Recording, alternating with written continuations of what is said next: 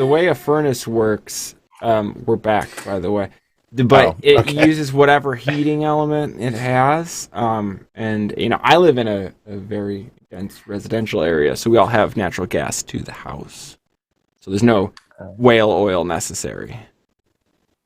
You said you loved it, and I didn't expect it to end this way. Welcome to the Mercenaries of Mischief. Is this our last episode? What's going on? No! Look, everything will become clear in time. Feels ominous, and there's fewer of us here, so it means we're all going to get picked on a little bit more. I mean, maybe there's an opportunity here for this. I know you're cold and it's awesome and stuff, but you also look like you're about to start a rap battle. Or you're going to free ET on your bike. Look, man, only got one shot. One chance. Do not miss your chance to blow. All right. Welcome to the Mercenaries of Mischief. I, as always, am your benevolent Dungeon Master Puck, and I am joined today by these Mercenaries of Mischief, which I will now introduce in no particular order. Staying warm and toasty, we have our Kashano the Quick with us here today. Slip back to reality, baby. You send him your warm thoughts. Also, ordering the ship to go below decks without worrying about who can swim, we have Norbog the Hugbear joining us today. Of course, he's just fine. It's just an artillery round. We have Penathan Wright joining us today as well. And so, when last we left our heroes... Okay, there we go. All right, so when last we left our heroes... a student had been kidnapped from the Avalon Knights Academy, and all roads point towards the city of Calimport, deep in the southern reaches of the Sword Coast. Once more, it seems that the demon Kismet, a malicious creature that portrays itself as an evil clown, might be at work once again, and our dear friend Kashano and his lovely sister, Kashano the Sharp, have history with this Kismet, and in fact are not fully certain if they are not completely under his thrall. So the party has hopped aboard the Friendship and made way to the city of Calimport. Along the way, they were attacked by the former apprentice of Penn Wright's uncle, Erasure Script. I'm very proud of that name, and I'm never going to not be. All right.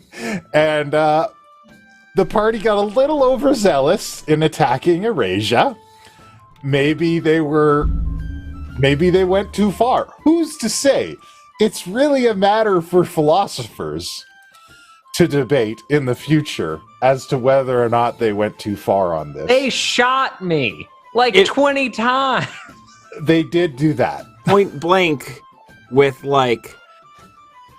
ship-to-ship ballistics.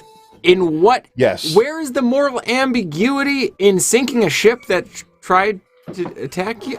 Yeah. Look, sinking the ship, fine. Events afterwards, maybe a little far.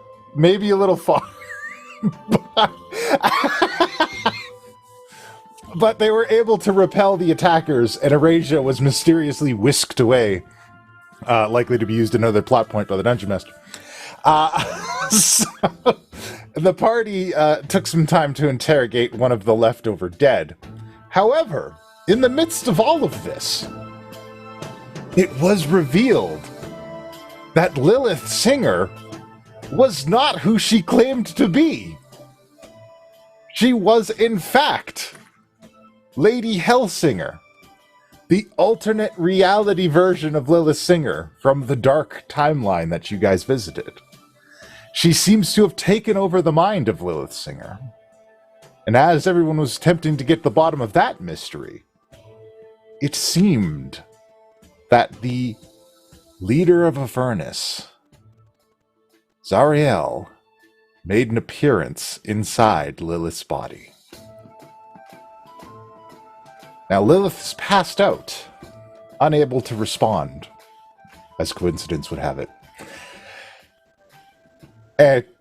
And it was decided through magical shenanigery of Kashano's dreamwalking spell that Gilbetta would go into the mind of Lilith to see what she could figure out.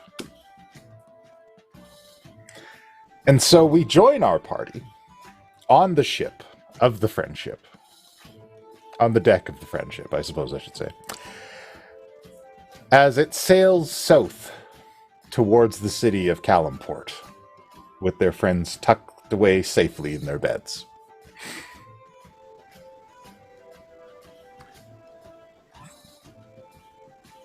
You are now free to move about the scene. The air is hot and dry. As it blows in, what used to be a kind of refreshing fall breeze, almost brisk in its feeling, has now become an overbearing heat. The sun is fluffy. Just oh yeah, and it's just like, you know, when it's really dry and it's just static. Hair is a little frizzed. Yeah. You are just like, people are getting shocked if they walk near you. Like it's and there's wind, and it's just rough, particularly for our fuzzy friends that are enduring this. That were clearly come from the north. Yeah. As the ship moves closer to the city of Calimport, as you can see in the distance. This is the furthest south I've ever been. How much further do we have to go? A ways. How much further do we have to go? You can see the city in the distance. It's clearly recognizable because it has these large kind of sandstone spires that are capped with these golden domes in various places, and they reflect the sunlight, the harsh sunlight from these southern reaches very clearly, almost shining back at you. And you can see these in the distance as the ship is making their way. And there's kind of an obvious kind of uptick in ship traffic around you as you get closer. Well, from what I've heard of the place, looks like we're there. Point to the building tops. Okay, so we're trying to track down Marcus Phoenix here, or the student. Well, that's a good question. And I kind of look towards the, wherever Lilith and Gilbetta are doing their thing. I question how much we want to move forward with facing potential threats until, you know, we're back at full strength. But we definitely need information. And I kind of take out that coin that we found, the Coin of Opportunity coin. We know that she was... Okay, bud, you gotta just, like, pick up... we know that she'd been recruited, at very least, or possibly was doing some recruiting. Though the fact that it's one in a notebook makes me feel like it was given to her.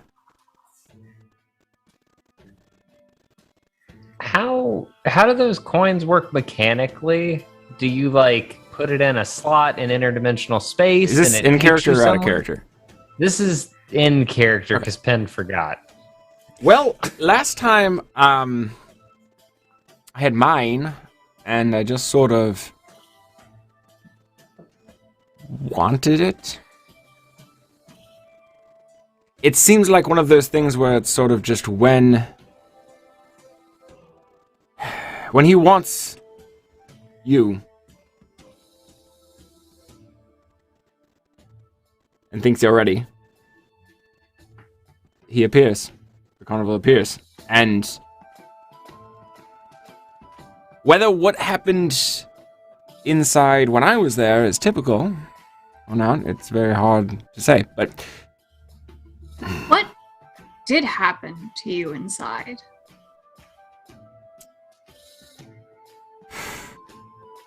That's not entirely clear. Well, okay. So going back, I got my coin a long time ago from Krishana the Wild. Wasn't able to identify it. There was a sort of unknown substance keeping me from being able to see exactly what it is. Managed to get that cleaned off just about when the timing was right for me to finally interact with them. From what I understand, there's also a very old acquaintance of mine who may be in his employ. But basically what he does there is finds people in need of power, and in exchange for that power, takes a sort of timeshare on their body and uses them to accomplish things. But it's almost like a whole trade. It's like an agency, sort of, for assassins. You can hire him to get things taken care of. As far as I know, all he wants for payment is more soldiers.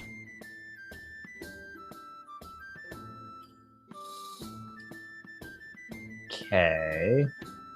So either she needed something from him and was giving out coins as payment for his services, or she was potentially recruited. But if everyone else's experiences are anything like mine, she wouldn't have known what it was she was walking into until she had walked in.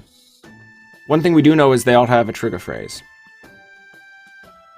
Words that can be said to turn them on and off. It's definitely not the same. No, I gambled on that and was immediately rendered unconscious and woke up strapped to a table with mostly control over myself, but not entirely. And that's when I was rescued. And I look over to Sharp. You're welcome, by the way. So, by the way, side note, but important because I will forget. While we're on the subject, are you still looking for Wild? This is to Kashana. Well, he had been around the keep. I haven't seen him in a while. He was sort of keeping his distance, but I don't... Sharp, when was the last time you saw him? He lurks around from time to time. I think he's keeping his distance because, well, he's less certain than we are as far as his situation. Yeah, so given that I was unconscious for a time there, and that Sharp was sort of undercover there for a bit,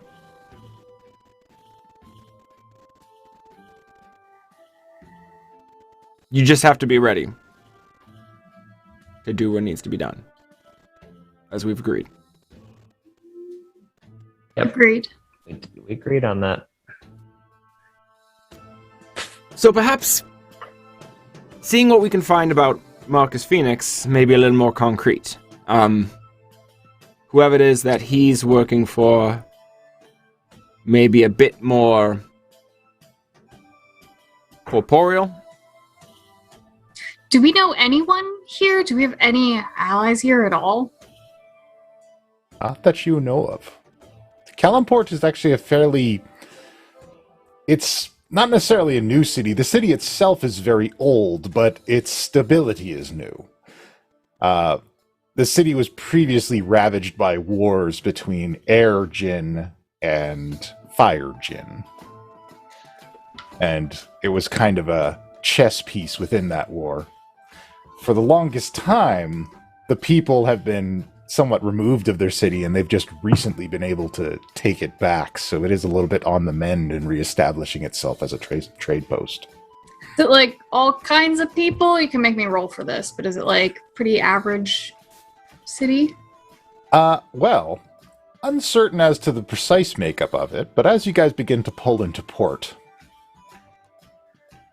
you can see the population appears to be mostly human. There are a collection of genasi running around, but the genasi that are running around appear to be treated very poorly by the bulk of the remaining population. And it's kind of instantly recognizable. I hesitate to do this because she's not here to say yes or no, but can I take Lilith's hat of illusion off of her unconscious body since she's not using it and I'm very not human? I mean, I actually have it because it was on the corpse next to me. Great. I would love to temporarily have this so that just in case. Speaking of which, is there like a Temple of Lathander here or something where I can... There is not. Oof. This place is not big on religion. All right. Well, can I do a religion check? Yeah, and who's running the city now? That is an excellent question. Usually there is a Grand Pasha that runs the city. In the past, when the city was not being ruled over by Ifriti or, Erjin, it was ruled by a collection of trade and thieves guild lords, also known as pashas as well. You're uncertain as to who the Grand Pasha is currently, because quite frankly, the intelligence can't keep up with the constantly morphing power structure. Yeah. Well, I guess the first thing would be kind of getting a lay of the criminal world. I mean, it's likely safe to assume that whoever Marcus is involved with, it's not somebody out in the open. I bet. So, as the ship pulls into port, the friendship easily guides you guys perfectly into just the right little slot. And it does raise a few eyebrows amongst the people at port that a ship with a crew of apparently 4 people has so perfectly taken such a large ship into port so exactly. And you can see that this port is very busy. Not busy in the same way as you would see, say, in a Baldur's Gate or even down in Port Nyanzaru. This is like, there's a lot more unmarked crates.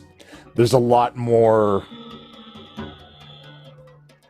dealings that you wouldn't expect to be happening out in the opening in broad daylight. Just kind of going on here. And in fact, just one stall over from you guys, you can see a ship flying a flag that is 2 serpents with their heads curved up and beating in the middle. And one is the head of a dragon and the other is the head of a snake. I remember this. This is from class trip. And they are unloading captured dinosaurs. Is this the insignia that looks similar to the Zentarum? Or is that... Yes. Yeah, okay, that's what I thought. Yeah, it's also the insignia that you guys saw kicking around. And it's been around in a lot of places where there's been some shady shit going on. I heard... We said their name in class trip. I can't remember it now. Something with serpents. Serpent Scale Alliance? Maybe? Yeah, so, scratch what I said about it not being in the open. Kashano, I assume you know thieves can't. Why would you assume that? Because you know the underbelly of Waterdeep. Like, Where we speak Undercommon. What? Oh, I guess you've never taken me. Huh. Weird. You don't know thieves can't? Isn't that just like, the language where you're like, oh, I really want that pickle barrel that everybody keeps talking about, but you know that if anybody says pickle barrel, that means like some other place. I mean, well, sure, various gangs use their own sets of code words, but if everybody knew it, why would it be? No, thieves can't is just okay. It's like a language, but it's a little more abstract. Look, man, I don't know it. Is the point here? I guess I can't help. Fair enough. Okay. I guess you thieves can't. Anyways, so Norva. Yes. No, I'm asking. You don't. I'm assuming you don't. I either, don't. I but- definitely don't. I know I certainly Goblin, don't. Elvish, and Dwarvish, and I can read it, maybe. I mean, if it's a language, I can read it, but I can't speak it. while you guys are talking, a very tall, kind of muscular, dark-skinned man walks up to the side of the ship. He has a broad-bladed sword tucked into his silken belt, and he has a head wrapping on. And he says, "It's a fine vessel. Will you be staying in dock for long?" Well, thank you for your generous lie. We're not quite sure. Can we prepay for the stall? I'm sorry, are you the port authority? Forgive us, we're... I'm the dock master. You may New in call me town. Mr. Solman. Mr. Solman, is there any, like, insight check? Is this guy the dock master? Or is he just As I some guy kick- coming in to rob us? 28. It's like He kick the appears to corpse be. under a tarp. You don't get the impression that he's lying to you, and his wide smile gives you the impression that he's genuinely impressed with your ship. By all accounts, he seems to be a kind man. Yeah, so could we, I don't know, what would docking fees be for, say, a week? We don't need any porter For a week, services or anything. no more than 50 gold pieces. All right. Yes, let's go ahead and just prepay for a week. I'm not quite sure how long our business will keep us here. All we ask is that our ship be just left alone. As I'm sure is course. standard in a port such as this. I pride myself on the port's security. I understand from your apprehension that it's not like many ports that you have been to. You got that right. Interesting sort of setup you've got here. And I kind of nod towards the ship next to us. What's the Calimport is on the rise again, my friend. We don't have time to be picky with who does business on our shores.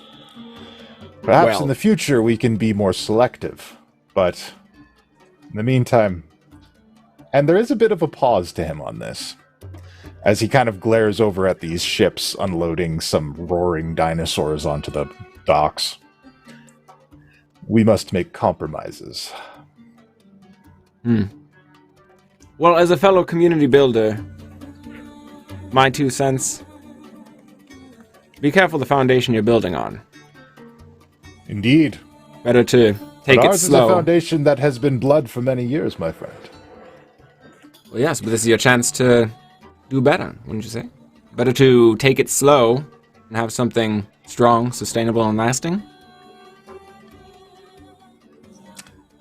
True words. I hope that we can find our way, in this humble dockmaster's opinion.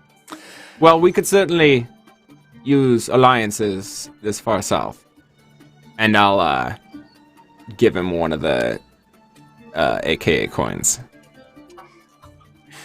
I'm afraid I'm not familiar with your organization. We're a independent institution up in the Sword Coast. I see. Well, if I haven't heard of you, it must mean that you do honest dealings. We try. As for honest dealings, and I'll take out 50 gold and just hand it over to him. Thank you so much. I will ensure the security of your ship. Much Is appreciated. there anything else you need? I can offer some information if you require it. We are just sort of curious at who the main players are around here. I guess specifically, which toes do we want to be sure not to step on? Watch out for the Thieves' Guilds. They were quick to get back into power after the Ifrit left. Who would you say is the most in power? Or the scariest? Pasha Sakani. Very cruel, very powerful. Makes allegiance with monsters within the city walls. Anyone known particularly for having their enemies disappear unexpectedly? I can tell you've never been to Calimport. Fair enough. People disappear a lot in this city, I'm afraid.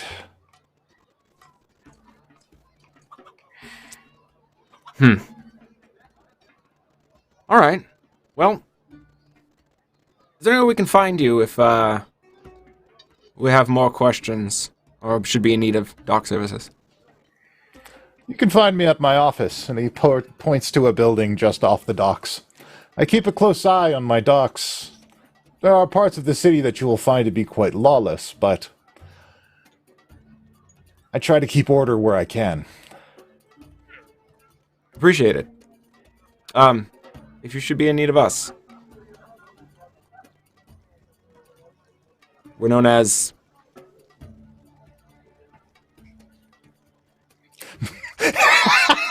I kind of look back at everybody like, what's the call, guys? There's a shrug of like, I don't fucking know. I mean, we're us. Oh, yeah, and Awakened Mind, you're like, I don't know, say whatever you want.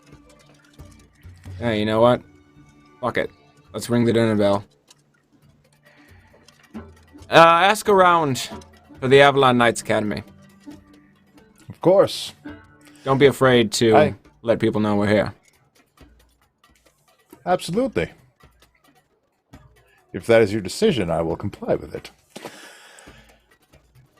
I hope that you find what you're looking for while you're in Calimport. And I'll be honest, if you are as honest as you appear to be, I kind of hope you stick around. Calimport could use more honest people these days. Well, hopefully this trip won't be too long, but who knows where we'll end up in the future. Yeah. Should we ask him about Marcus Phoenix? In your brain. Nope. I wouldn't say so. Yes. I shall take care of your ship. You may want to find some place to seek shelter. It has been unseasonably hot this winter. Appreciate the advice. And I'll kind of like nod the team down the pier, and I will, in the Awakened Mind.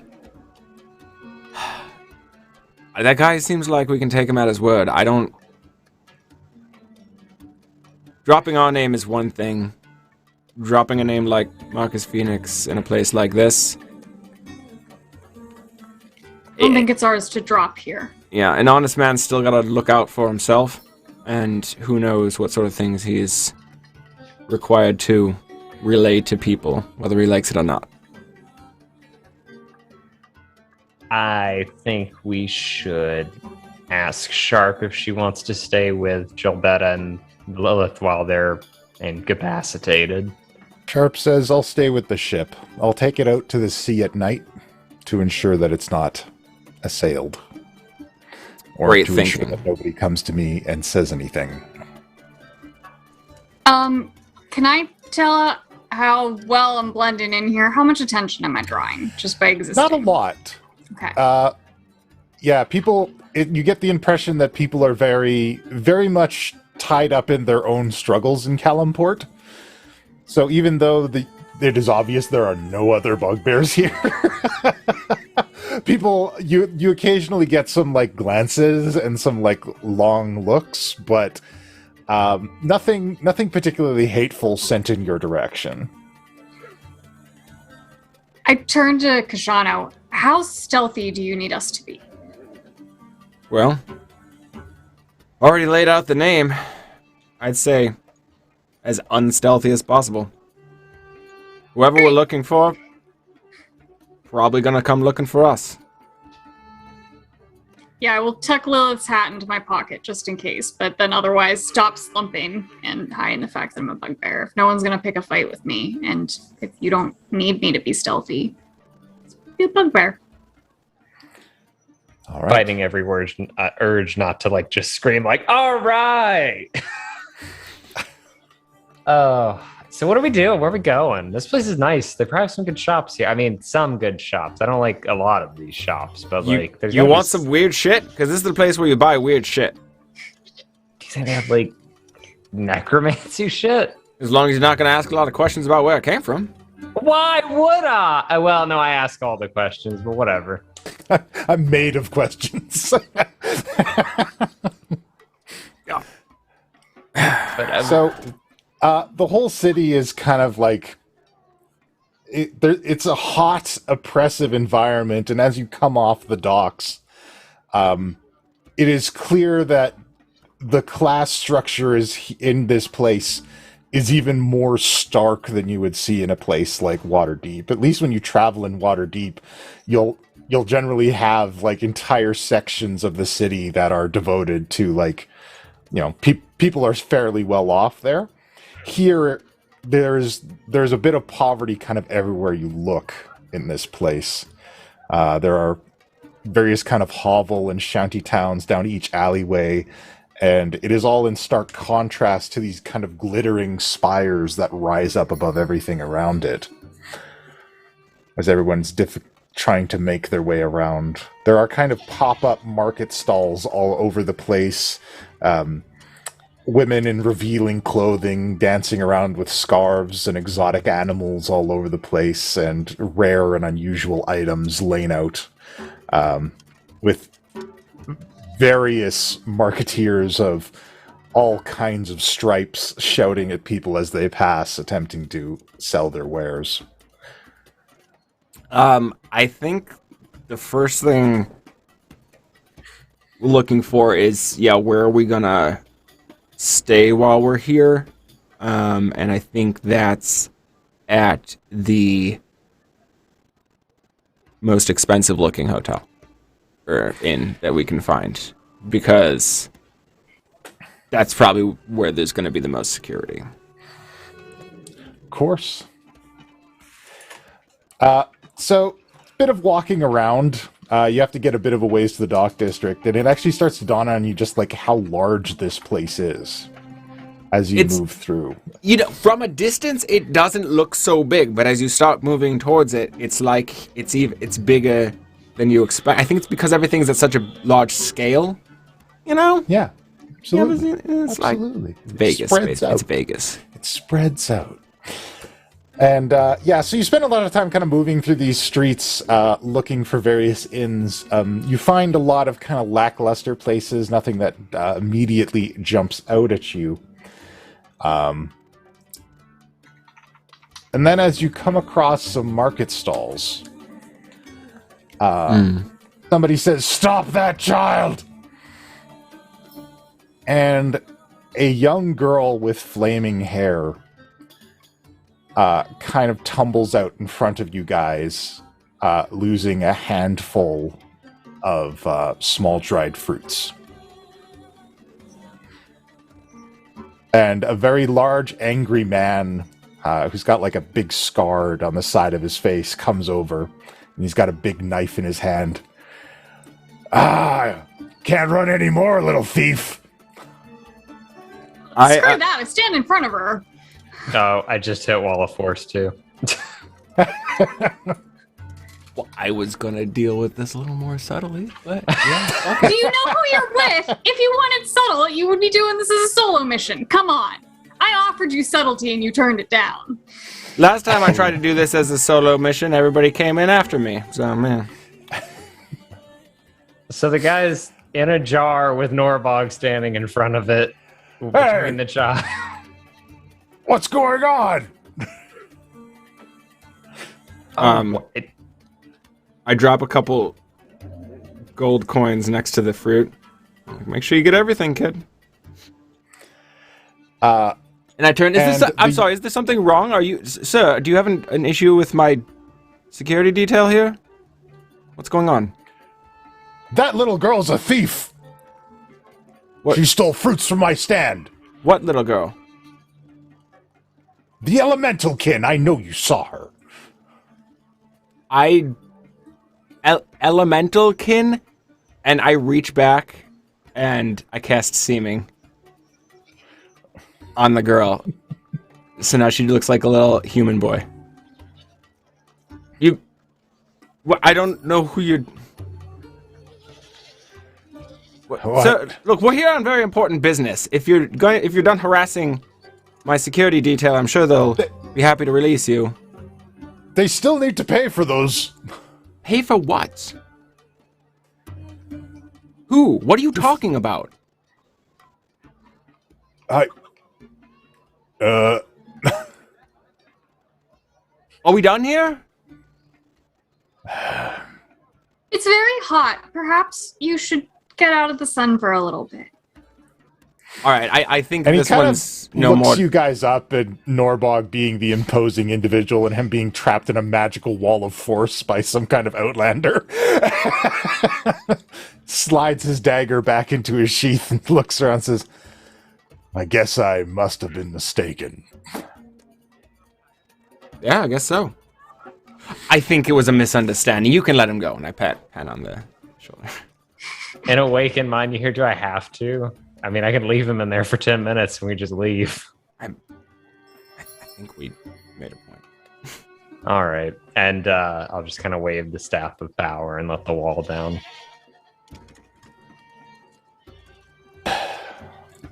I'm sorry. And he leaves. Some hospitality around here. That guy. Right? The little girl with her blazing hair is just like frantically gathering up the dried fruit and throwing them into a little human bag. boy now. Yeah, okay. The little human boy is gathering up the dried fruit and throwing it into the bag. And she looks up at all of you, gets a little frightened, and like scurries off into an alleyway. Once she gets in the alleyway, I dispel it so she can be herself again. Okay. Well, Yay. that was fun. That shit brings me back, man. Ooh. They didn't, like, slaughter children in Waterdeep for stealing. You just get the shit beaten out of you. But that guy, I don't know. He was carrying blades around. This place is a little hardcore. Anyways. Left him in the jaw. I mean, to be fair, he's running a business, and he was chasing down a shoplifter. There's only so much, you can blame him. He was coming a little aggressive for my taste, for sure, but... He can stand to lose a couple coins. Maybe a couple fingers. We'll see how the weekend goes. Yeah, so where's a good, where's the expensive hotels around here? Or highly secure one? Give me an investigation check. Because you guys don't know this town. Boy. I took expertise on investigation at the last level up. Oh, it paid snap. off immediately. So, you guys ask around, and you are all directed to a place called the, make sure I'm saying this right, the Marid's Oasis. All right. We will go check out the Marid's Oasis. See if we can book a room. All right. So you kind of make your way, and you kind of go past the rougher parts of town, and the constant baying of these market stall vendors kind of fades away as you go to more larger, more resplendent buildings. Each one in this kind of sandstone plaster construction with large poles sticking out the sides of them, and painted beautifully in all manner of reds and blues, beautiful swirls and star patterns all over the place. And again, always these glowing golden domes at the top of each spire. You come across an inn, and on the sign there is a depiction of some toothy fishman covered in colorful silks. And his clawed, scaly hands are spread out, welcoming as splashes of water come up around him. Well, Gilberto will like this place. This should be interesting. Let's head in. Hello! Welcome to the Marid's Oasis. Hello! Your establishment is spoken very highly of. We would, The finest inn in all of Calimport. have you any vacancy for the next few days? Of course, if you have the coin. Of course.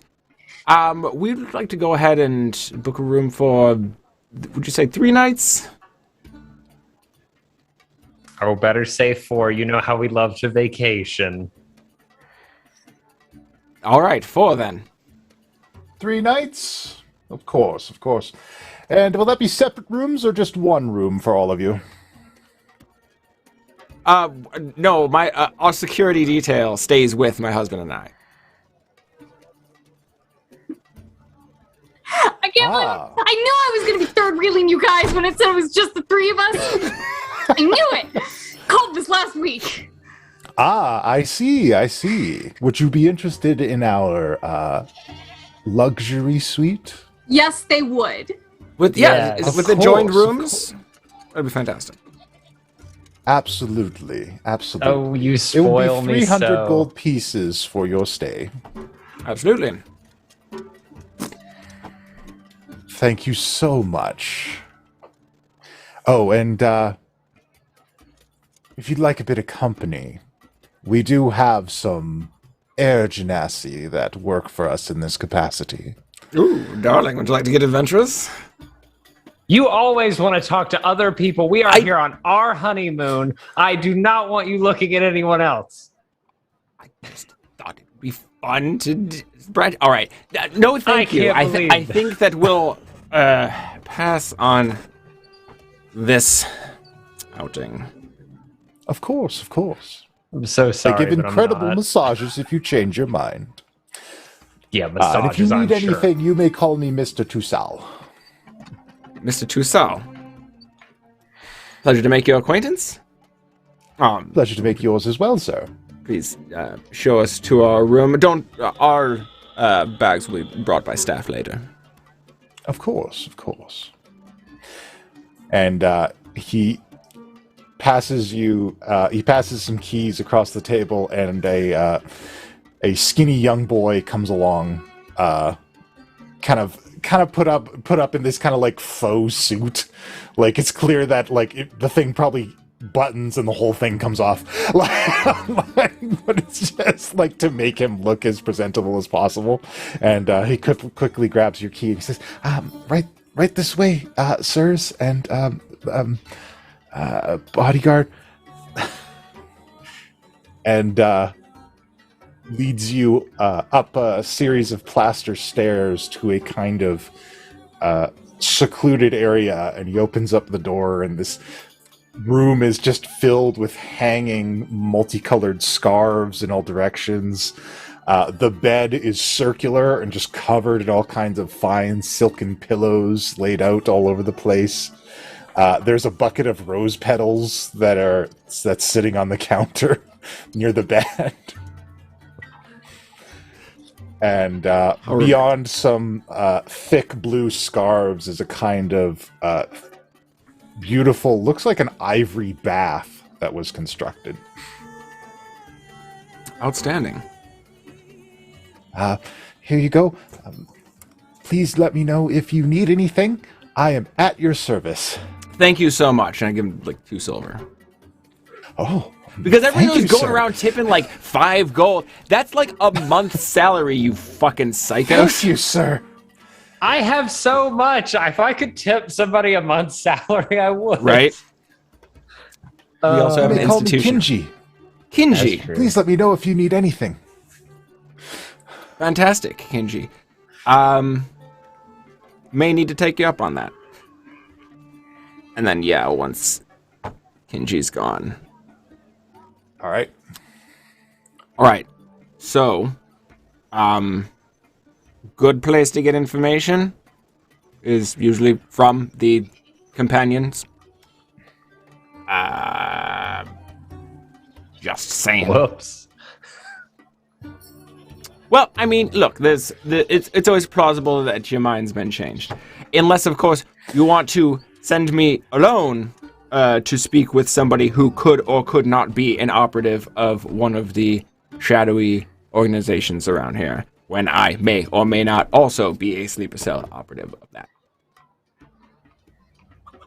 Well, or maybe now if I'm anyone going to- asks, we're just all, having fun together so that we can have a conversation with somebody. What a town. Buddy, this isn't like unique to Calimport. Does this happen in Waterdeep? Is this how this works? I don't know. Yes. That's how these things often work. Look, when you criminalize somebody's occupation, they have no choice but to run with criminals. That's where a lot of information lies. Okay, so we're gonna go talk to the Genasi and see how that goes. I don't know, maybe later. Start with go finding somewhere to get a drink. Yeah, okay, so a little bit of like Shady City 101.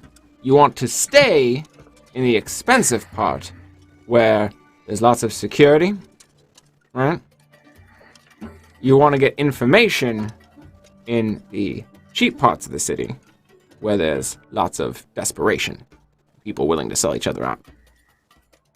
Now granted, most of the people in this building probably also criminals. But a different kind. The kind where they're not going to be so quick to just give information to strangers. These will be rich criminals. We want the poor ones. We need people who need things. Okay. Yeah? How do you not get somebody to steal something out of like your back pocket when you're... Don't keep it in your back pocket. And I pull my bag of holding like around the front, I guess, and just like put my cloak over it. Yeah. Belt it down. I don't know. There you go. You do the fanny pack thing. Also, just keeping your wits about you is usually a good deterrent. Maybe don't carry anything that you don't think you can hold on to. You want me to hold your bag for you, Pen? If you would, you are my husband. Okay. You know what? Never mind. Yes, I'm taking his bag of holding. I'm holding Pen's purse for him. Very well. So the room is lovely. There is actually a large window, no glass on the window. It's just kind of wide open, and there is this kind of wooden slat that is propped up by 2 poles that overlooks the city. Your connecting room for the help? There appears to be like an offshoot room that it looks like they expect a servant to live in. That's my room. Claim dibs on that one. Is it like, do you like walk in there and your shoulders barely fit? Like, Yeah, it's not it's not built for a bugbear. Are you Not sure? much in this world is. I'll manage. Look, There's I've a been on very ships. large bed. Oh no, I can't possibly take this away from both of you. Suit yourself. All right, look. What do we know? Let's sort of recap all the information we have here.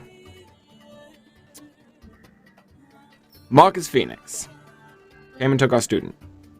Did a real sloppy job of it. Clearly wanted to be followed here. What all do we know about our student?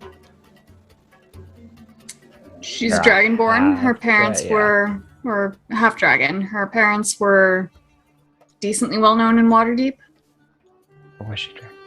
I don't know. I get them mixed up. I think she was half dragon. No, I think You you're right. know that she was a half silver dragon. Her parents are unknown, but she worked for a bookkeeper in Baldur's Gate. Right. Does scrying work better when you're closer? Like, I think that if I scried here with the scales in hand, because we would have kept them. You get the impression that the level of pinpointing you were able to get with your scrying was roughly equal to your familiarity with the target. Did we pass many half dragons or dragon folk in the city at all? No.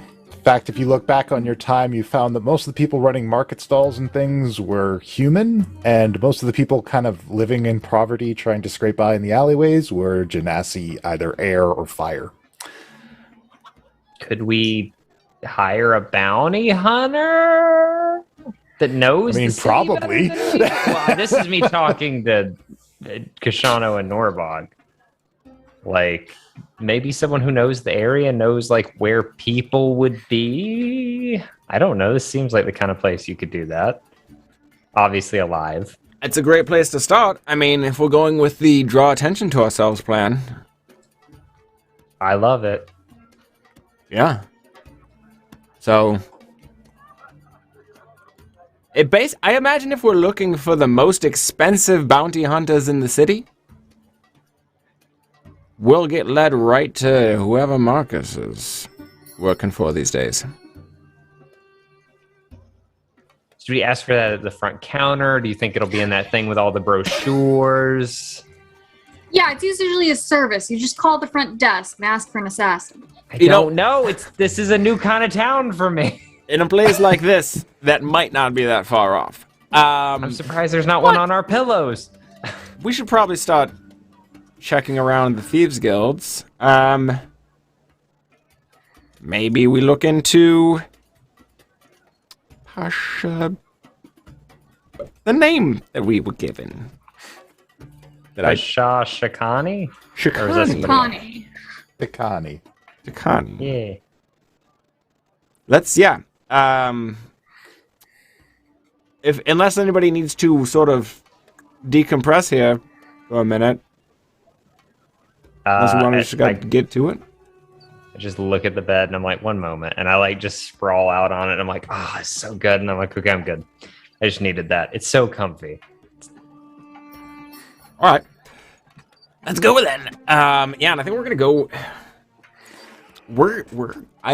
Using my urchin background and city secrets, okay. I am going to figure out which bar we need to go to start on the trail of figuring out, who the Assassin's Guild is. Okay, so you're almost a little. There's a little bit of culture shock here for Kashano, because you go asking around for taverns, and you get a bit of confusion from people. Like a public house, like where they serve wine and ale. But that's not where you go to get information. What makes you think we're looking for information? We're looking for a drink. Oh, then yeah, definitely go to the tavern. Though if we were looking for information, you'd want to go to the coffee houses. Right. coffee. They have coffee here. This is where it came from. We're out in public, right? Yeah. Darling, we have to go get coffee. I haven't had coffee in ages. You had coffee last week. You never take me to get coffee. Of course. Thank you for your help, and I'll slip this person a silver. Do we really have to do that? Like, it was just sort of a spur of the moment explanation of why there's 3 people staying in the room. I am committed to this facade we put on. Also, if I don't, I will forget when it's important. You know what? That's fair. That's fair. All right. It's not untrue. Yeah, remember when he told you that he loved you and said his name and said your name on a phone call after you said not to? Yeah. Yep. Nope. You know, I'm seeing the wisdom here. All right. Commit to the bit. Mm-hmm. So, all right. Fantastic. Does anyone want like a fake name while we're at it? For fun? For funsies? For shits and giggles? Do I take your name or are you taking mine? I don't see why either of us have to do either of those things. Oh, nice. Okay, then I'll just... You could hyphenate. What's my last name? I forgot. Oh, right. If you want to be a Kashano, you kind of just have to go like hang out there for a while. Kashano the Right. I can't just give you that name. Kashano the Quick Right. We'll figure it out. You'll figure it out later. All right, let's find a coffee house that's run by criminals. Yay! You find a coffee house. It's called the Dancing Camel. Nice. My humps. Like what? It seems to have a rather excited looking multi-humped animal on it on the sign. Is the doorman armed?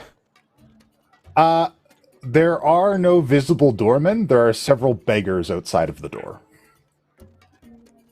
Insight check. Are these beggars or are they security? 27. These beggars are hiding armaments. Yeah, okay, this is the place we want. Yeah. Go on in there. All right. See if we can grab a table. There are many tables available. There are tons of circular tables. They're low to the ground. Everyone is kind of seated on the floor on these kind of various pillows all over the place. Everyone is being served coffee from these large silver decanters. And some of the tables have this kind of elaborate glass and metal structure sat on them. Hoping we had hookahs. With these long quilted pipes going off them. People seem to be sucking on the pipes and blowing smokes out. I have not seen one of those since I was very young. There's one of the Kashanos. What was it? It was Kashano the Sly. Smoking on that thing all the time. Is it magic? No, it's just kind of tasty. Yeah, it's sort of like a cigar or a cigarette, but like wetter. Doesn't make it sound more appealing. Oh, it's you'll love it. You'll love it. Yeah, if we can take a table, we'll take a table. We'll fucking order up some coffee in a hookah. All right. They bring you the coffee and they hand you like a list of various like herbs and flavors for the hookah. There's like spicy, sweet, oaky. What do you have to sort of sharpen the mind and the senses? Of course, sir. One special. Thank you. Pen, you're gonna love this. So yeah, does it seem like a place where we're gonna talk to the service staff, or is there somebody more obvious to kind of strike up a combo with? So as you kind of look around this place, it's a very unusual collection. And again, it comes back to the very, very different situation you find yourself in. If you were doing this in a place like Waterdeep or Baldur's Gate or that sort of thing, you'd expect this to be like a very specific kind of clientele. Right. Even though you've selected a rough place, there's a mix of people in here. There is a mix of what appear to be very wealthy merchants, as you can tell by their fine silks. They're wearing a lot of copper and gold beads all over them, a lot of finery, a lot of rings. And then you also see some very low laborers in here, just kind of enjoying themselves, and kind of everybody in between. I want to drop a magical awareness and see. I want to see everybody's magic in this place. Okay, at Their least items. 5 people in here are wearing items that are enchanted in some way. Okay. Do those people look notable in any way? The person serving the tables appears to have an enchanted ring that he is using to ignite the hookahs. There is another gentleman wearing very dark robes, kind of keeping things tight around himself. He almost looks cold. He is wearing something enchanted. It's not clear what it is. There is a very wealthy looking man. He has a ring on every finger. He's got another huge cloth wrapped hat on, and he looks very well off. He's got kind of a smile on his face. There is definitely enchantment magic coming from both of his hands. There is a young woman dressed in a variety of colorful scarves that is fondling a necklace that appears to have an enchantment. Very beautiful, long dark hair, kind of relaxing in the back with one leg crossed over the other. And then the last one is a young man who is kind of sitting by himself near the door asking people for coins. I will point them out to Pen and Kashano. Server with a magic ring, wealthy man, enchanted hands, the creepy guy in the dark robes. I can't tell what he has, but it's something enchanted. Pretty dark-haired lady with the scarves. She has a necklace, and the beggar by the door. He's got some enchantments on him. Those are the most magical people here. Inside the door or outside the door? He's inside the door. He's seated at a small table near the door. Yeah. That's security. Or would they let him back inside the building?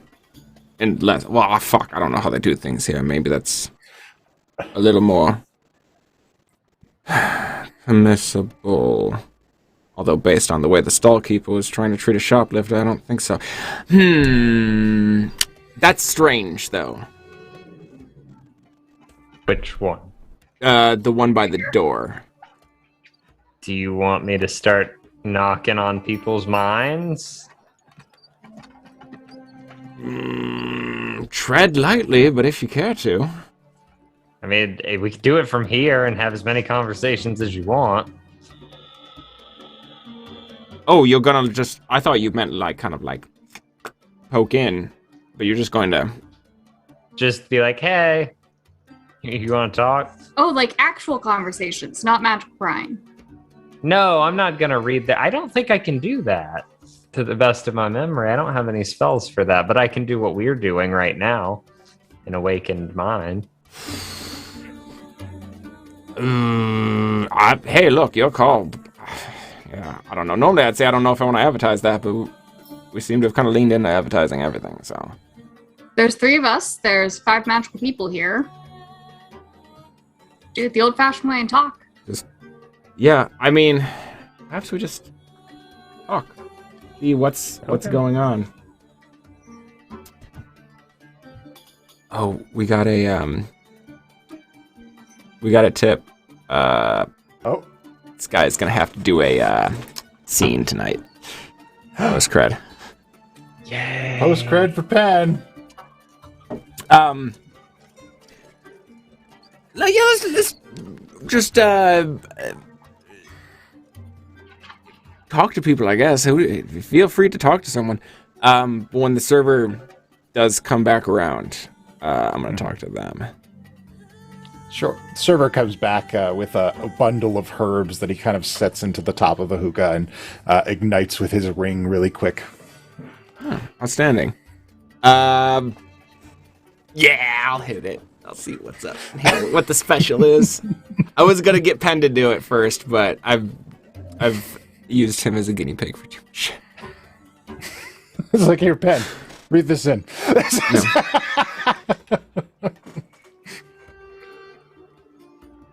All right, so you have a hit of it, and you're hit with an instant sense of kind of euphoria that comes off of it. And then you are very acutely sharpened.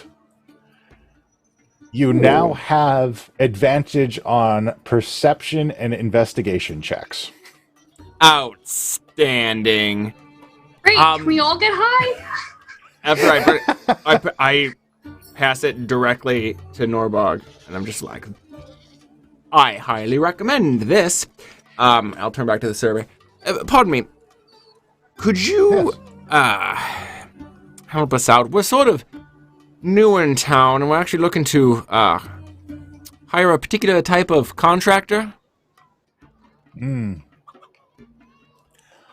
looking for a mercenary, an assassin, a concubine? All right, if we're just rolling it out there, an assassin? An assassin?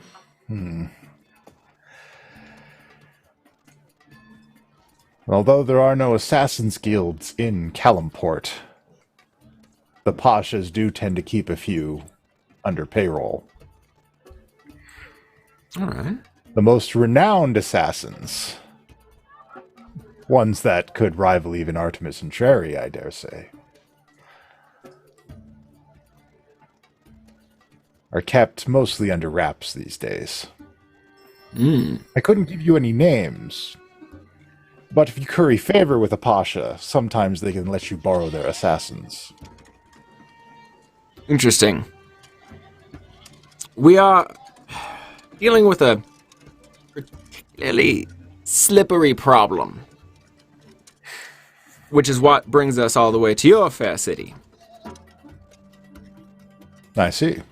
So, you know, the more prestigious we could do in this little hiring venture, probably for the better. We're also trying to find someone we believe may have become misplaced locally here.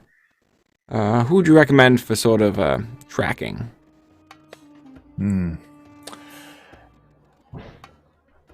Assassins have been known to bring people in alive. All right. There are occasionally some... And kind of looks around a bit. And he leans in close to you and whispers this part. Some of the Jinn still remain within the city. Hidden. Ifriti as well. Interesting. They tend to be the ones who can solve them. For a price. And how might we contact? Theoretically. That part I can't supply you with. Not here. But I imagine you are staying somewhere. We certainly are staying somewhere. I imagine there's somewhere we could meet. Somewhere you could meet, but that's tricky. People do not look favorably upon the Jinn in Calimport anymore. Or the elementals, for that matter. The wounds of the war are still fresh around here. So. Sure. If you want the assistance of a djinn, I can send someone to your room to tell you where to look, but that is the only way they will meet with you.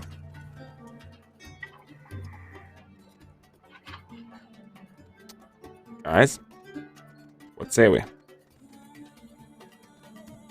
We're As capable long as of they dealing knock with them. first. Yeah, as long as they knock first. I'll tell them where we're staying. Very well. We're being very unsubtle, Watch out so for you know. snakes! They will see you tonight. Also, how would one get an audience with the Pasha? Depends on the Pasha. Usually if you have something of value. Or, if you're someone of value, they will elect to meet with you. A lot of the Pashas are at war these days. You cannot tell from looking at the streets. It happens in the shadows. Someone, and he leans in close again, someone is taking the Pashas out. Consolidating power. Interesting. 4 guilds have fallen in the last 10 days. 4. 12.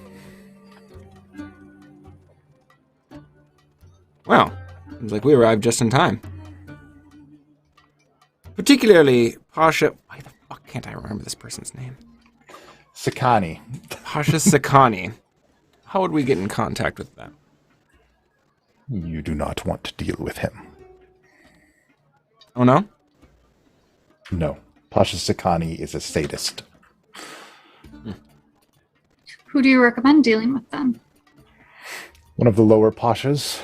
Perhaps Pasha Fikari. And that won't risk making Sakani unhappy with us then? Sakani looks out for Sakani.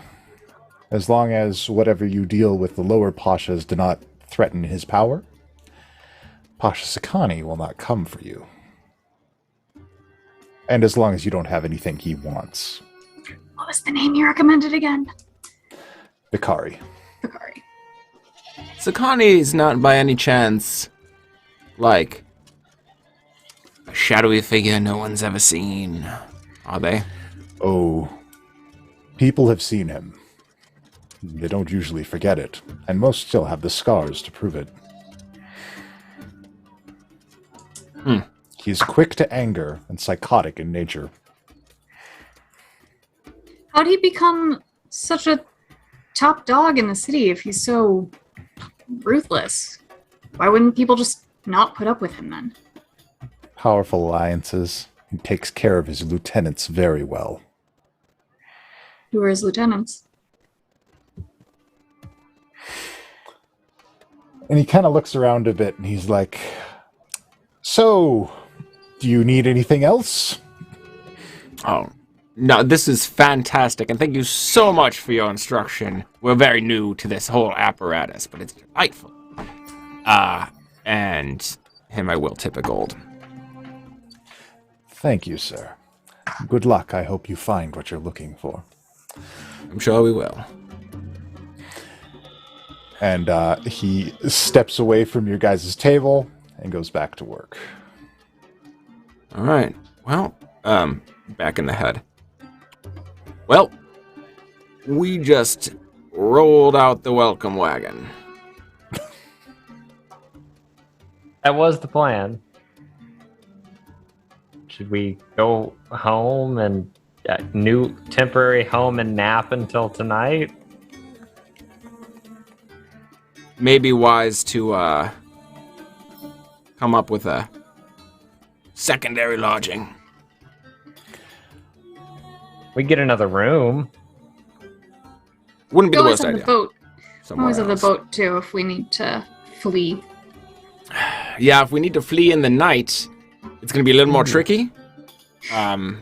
Sharp won't be sitting at port in night.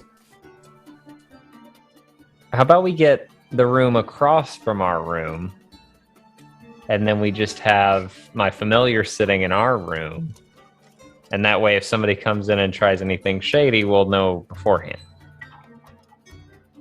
I've seen this work before. A guy tried to murder us in Baldur's Gate, and it almost worked, but he got away, though. But we got him one day.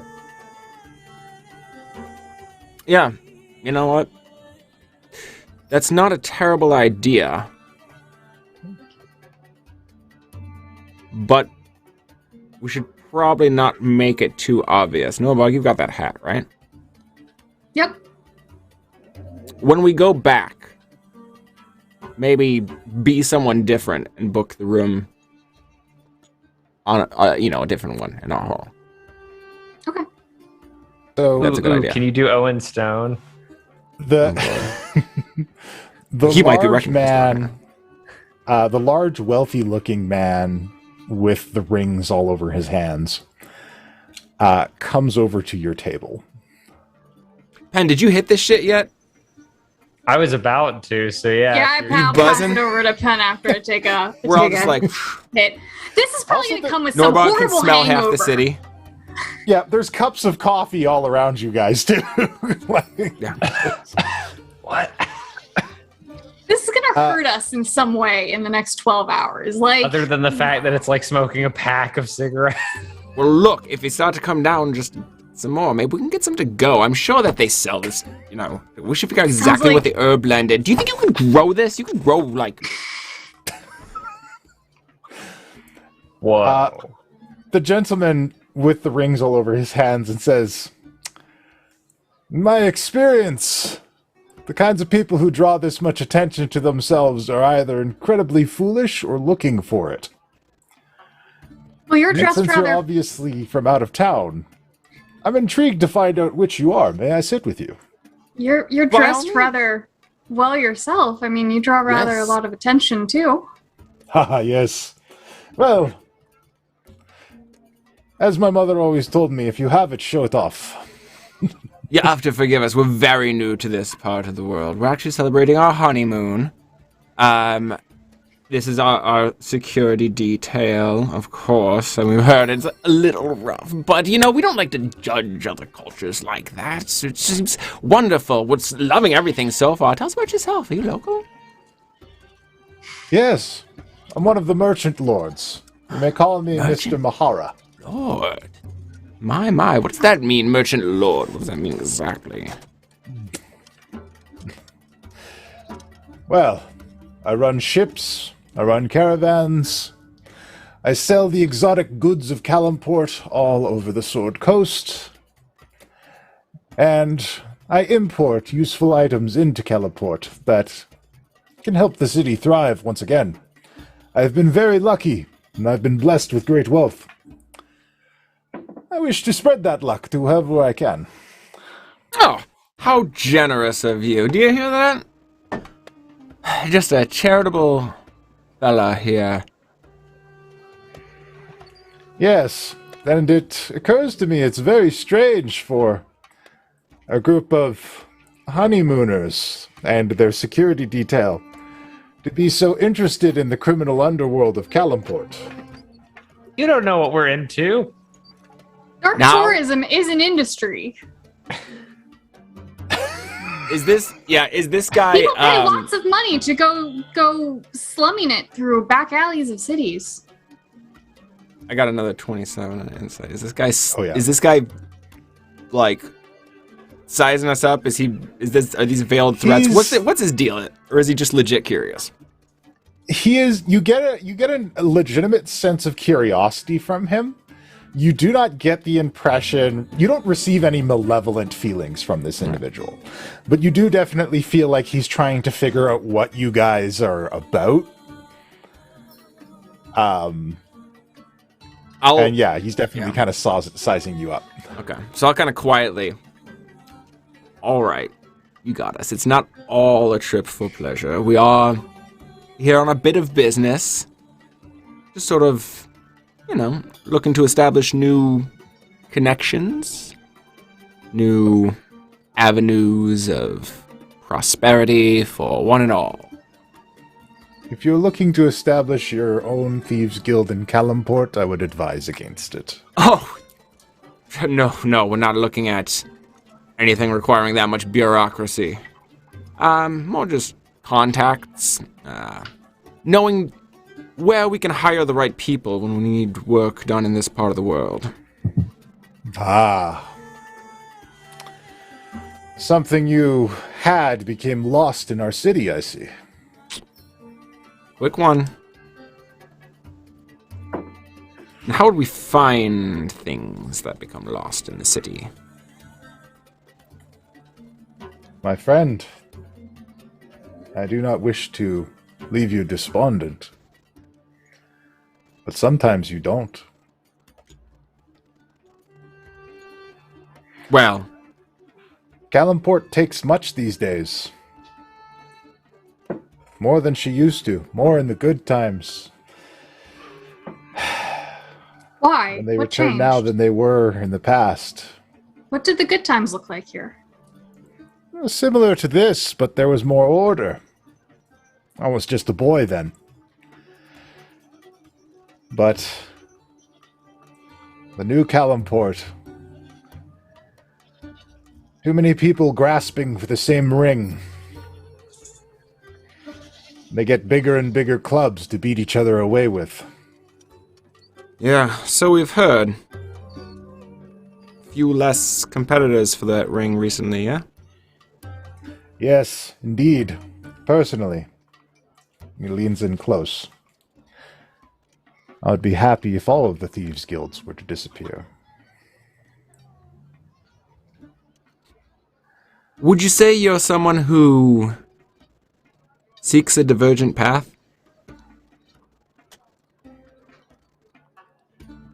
To where we are headed currently, absolutely. Did he react to that at all? No, he didn't Okay. have... You see, and he plays with some of his rings as he talks to you. There's a group of us, merchant lords. We would like to see the city changed. We would like to see the brutal and terrible ways of the pashas put aside and become a proper merchant republic. How is Calimport to restore itself on the world stage without our legitimacy? Well, legitimate rulers definitely something that makes this a more attractive investment on our part. So, I'd certainly Absolutely. support such efforts. You're powerful people, aren't you? I imagine you've slain many foes. Oh, that kind of power? Hard to say who is powerful in what way, but we do run a rather prestigious institution in the Desert Valley.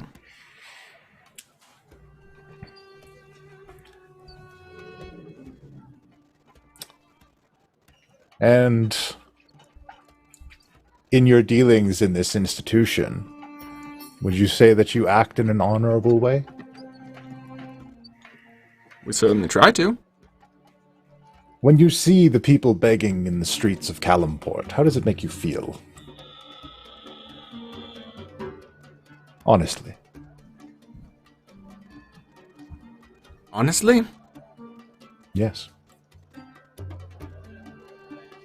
almost nostalgic myself.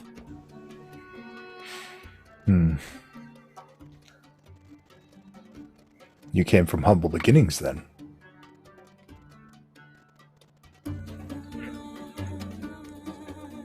One might say that.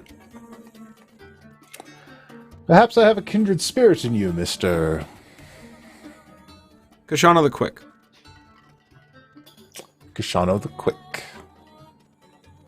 Of the Avalon Knights yeah. Academy. I extend a hand. Ah, it's a pleasure to meet you. When I shake his hand, I cast Identify. What does his ring do? Oh boy.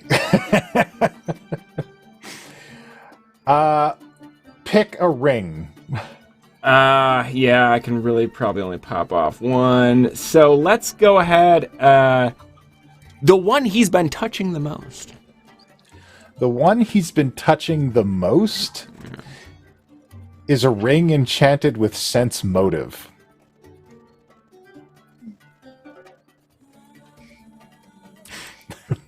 Nice. I like you. I'm sorry, Mr. Muhara. Mahara. I'd like to think that you're honest with your intentions here. And I like to think that you are honest with your intentions here as well. How did the beggars make you feel? Sad. They have always existed in our city, and I would like to change that. Truthfully? Like I said, too many people grasping for too little. I must change it. But I cannot do it as long as the thieves' guilds operate and take the people from the lowest steps of the city into lives that proliferate the poverty. And how would you change it? By solving the too many people part? Or the grasping for too little part? By establishing a proper government in our city. By establishing something that can help. That's a very noble goal for someone whose title is Lord. What do you stand to benefit from this shift of power? I'm a worldly fellow. I don't like us to be isolated. We can trade with every city along the Sword Coast. Hell, every city in all of Faerun. But it will not give us the dealings on the world stage that we would have if we had a proper city, without this wavering power structure that exists currently. Something that could actually help its people. What do you intend to put in its place, then? A group of representatives to start. There are other wealthy individuals like me that wish to see change in this world. But it is difficult. A few of my friends have been removed from the field thanks to their interactions with the Thieves' Guilds. They haven't gotten to me because I protect myself. But it doesn't stop them from trying.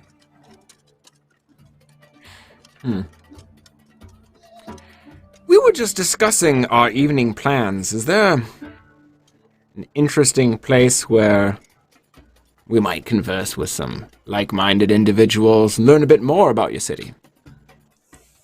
Of course.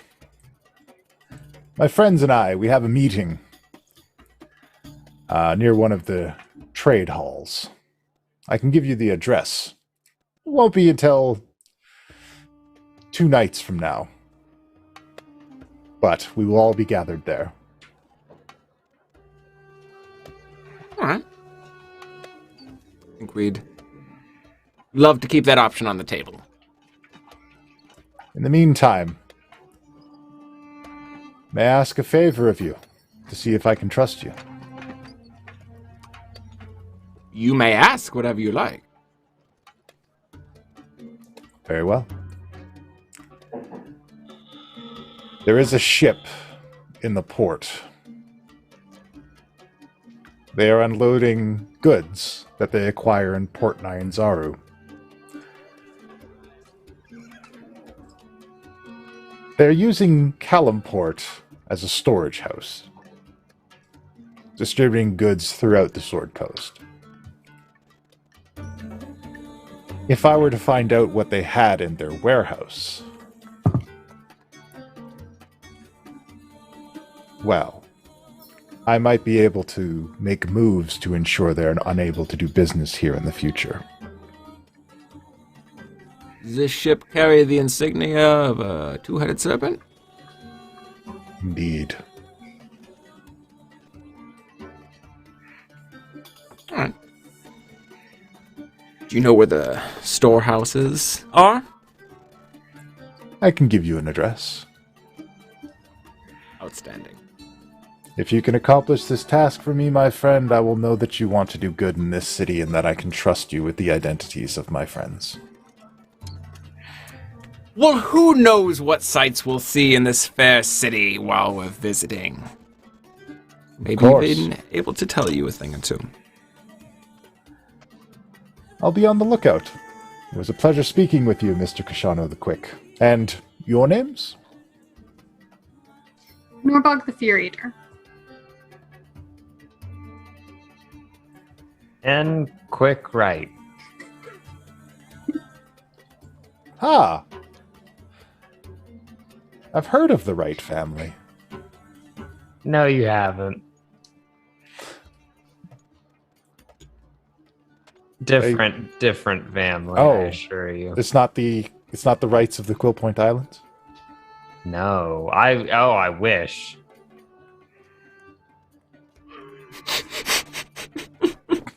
As do I. Are you kidding? I'd love to retire. Very well. And he just kind of like raises an eyebrow. Yeah, how long was Pen lying there? Yeah, I can roll deception. Yeah, dude, give me a deception. So I looked at this the other day and I forgot. Deception's actually the skill I have the highest roll in out of everything for some I just reason. never use it. It's a 16. Okie dokie. He says, all right. Thank you for meeting with me. It was so nice to speak with some out-of-towners. Until next we meet. And he bows his head, and he jangles a bit as he walks out the door and leaves. I'll say in awakened mind, I don't think I trust a man who calls himself a lord and yet still claims to be for the people. Yeah. The important thing is that they're looking to shake up the power structure.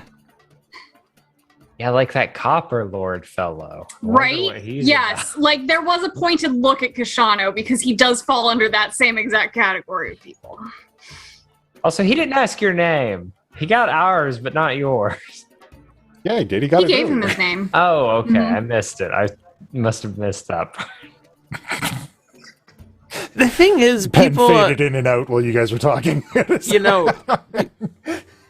People are just familiar with certain terminology. Lord can mean a lot of things.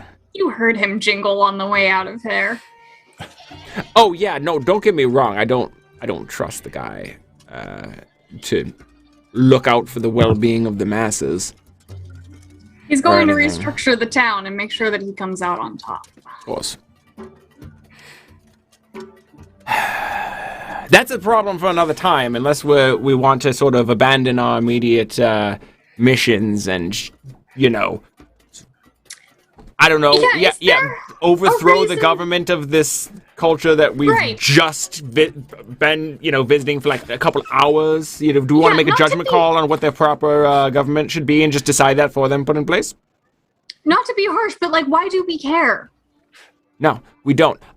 Except for the fact that you may be involved with what's happening with the Pashas and just links into the power structure. My main concern here is figuring out where is Marcus Phoenix. Hopefully then we can find our student. Maybe see if there's something we can do for Marcus while we're here. Maybe we can find a few other people. Who knows what time will bring. I can try to scry Marcus Phoenix. We know him. I know him intimately, so my scrying should pick up a lot better. You can certainly try. I'd prefer to do it when we're back in the room, somewhere I feel a little less looking around. Exposed. Yeah. Oh, while we've got enhanced perception and shit. Mm-hmm. Is there anything else going on or anyone that I feel like is going to fast track the information about local assassins?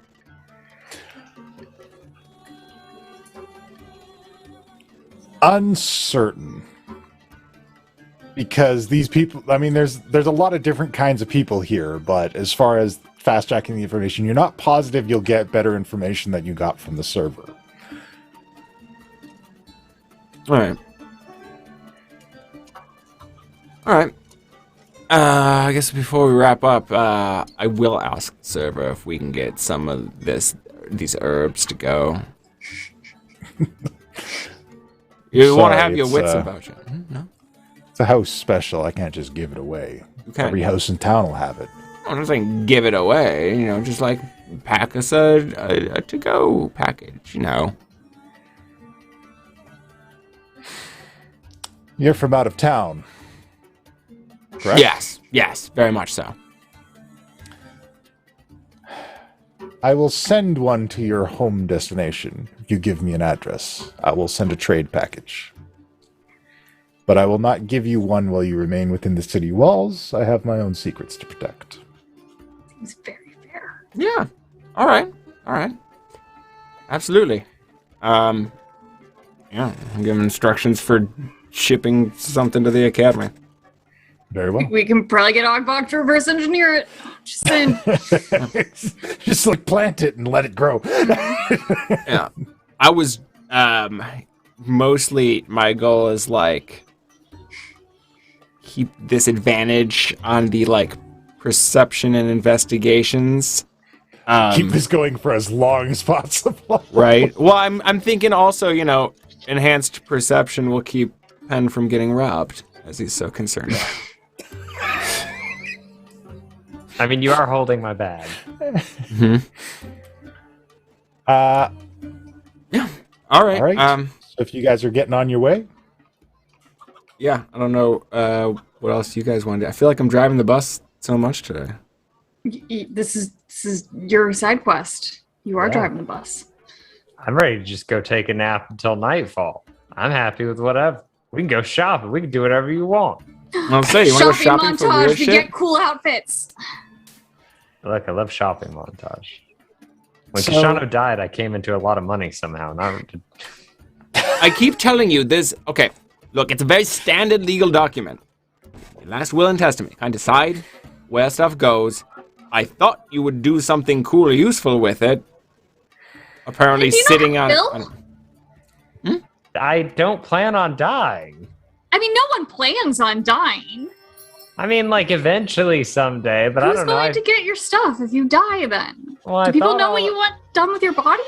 I we know what he bring me wants back done to with his body. Come on. Bring me back to life is the first and foremost. He wants to not be dead. I mean, Penn will lecture on how to create a last will and testament and how to get an executor for your estate.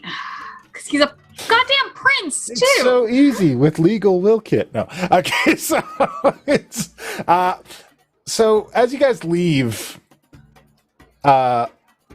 unbeknownst to you guys immediately, the young boy that was sitting by the door walks out behind you.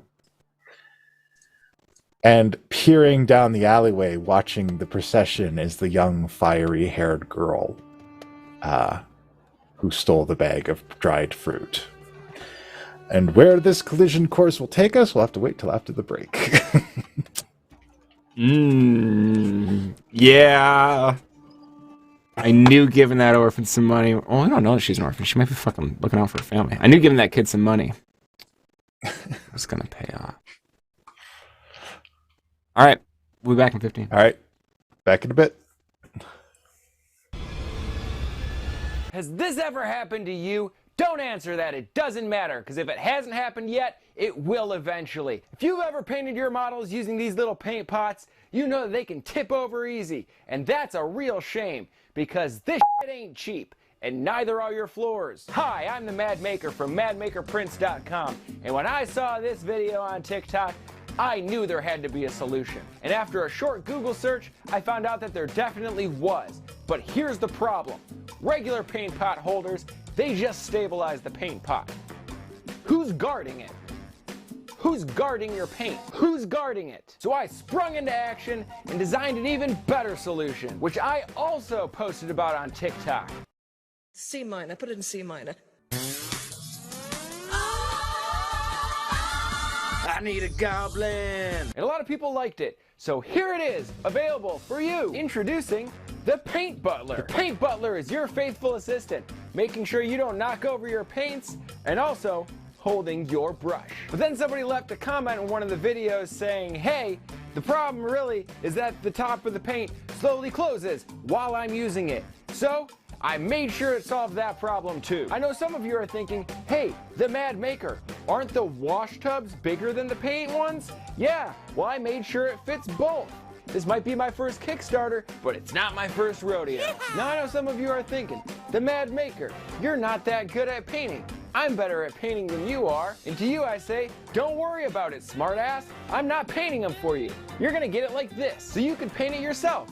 Or just have it sit there on your desk as a monument to your shame, representing all of your unpainted minis. Now I know, some of you are thinking, the Mad Maker, I could probably sell those in my shop, which is either physical or online.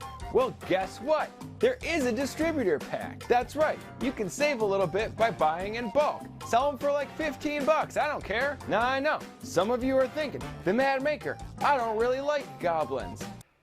Okay, I don't really get that perspective, but hey, whatever. In that case, you should really help us get to our stretch goals, because at $2,000, I'll be introducing skeletons. At $3,000, kobolds. And also other creatures at different points. I don't know, go read the description. A little dragon familiar, why not? If we get to 10,000, we'll just do a survey.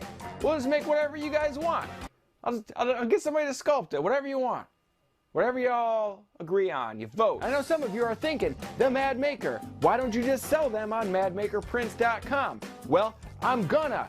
But here's the thing, so many people were interested that I'm concerned I'm gonna get more orders than I can make on my 3D printer. However, if I pre-sell about 100 of them, raising just $1,000, I'll be able to buy a new printer. That's right, your Goblin Paint Butler only costs about as much as a decent mini. Now I know some of you are thinking, the Mad Maker, what if you sell 200? Are you still gonna be able to deliver on time? Yeah, because I'll be able to get 2 new printers. And now some of you are like, the Mad Maker, what if you sell a couple thousand of them?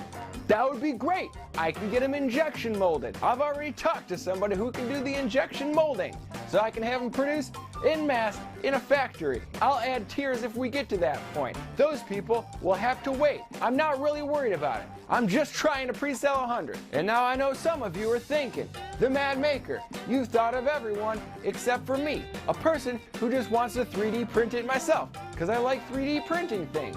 Well, guess what? I say to you, give me $1. That's right, at the $1 tier, you'll get the STL as soon as we're funded. Or you know, like within a day or two. But yes, there's an STL, there's a tier for people who just want the file. It's just it's $1. It's $1. So that's basically the whole thing. Get on board, get your pledge in now, because remember, this ain't cheap.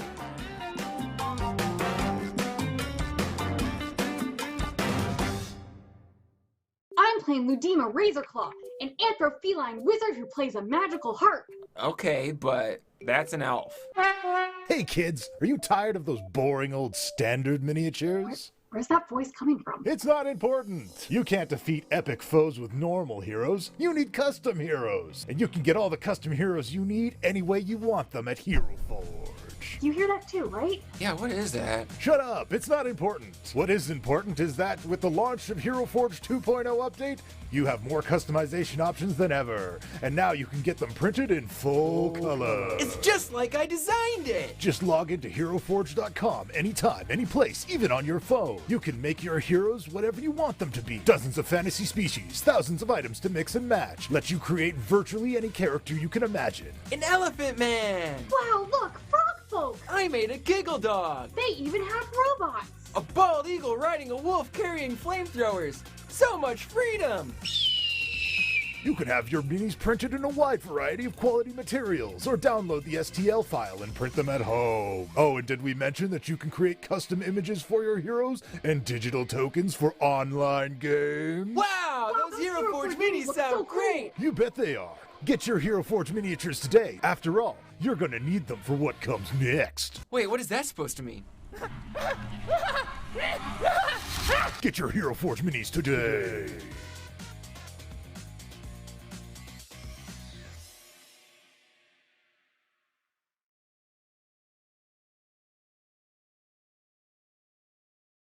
You know what? There's probably a platform out there where we could pretty simply. There's got to be something open source for creating fighting games, right? We can make a Mercs of Mischief fighting game. Look, we gotta come up with special moves. You can't just say it's a fighting game. Well, all the special moves are built in. We just have to rip off all of WotC's IP. I picture that Grubhub in the Forgotten Realms is delivered by a literal grub. And when you close the door, it hops up on 2 legs and dashes away. Hooves Hub.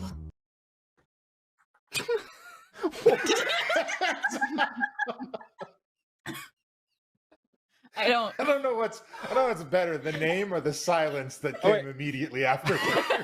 I was thinking come up to your fleet window? eat. Can you imagine an army delivering one like taco to your door? I think that the Academy should corner the gig economy here. I think it's Let's do Dimension it. DoorDash. Dimension DoorDash? Brandon, we can't hear you. I think he said, "God damn it." That seems like a very Braden. Now thing he's to say. flailing about, even though we still can't hear He's him. entering problem-solving mode.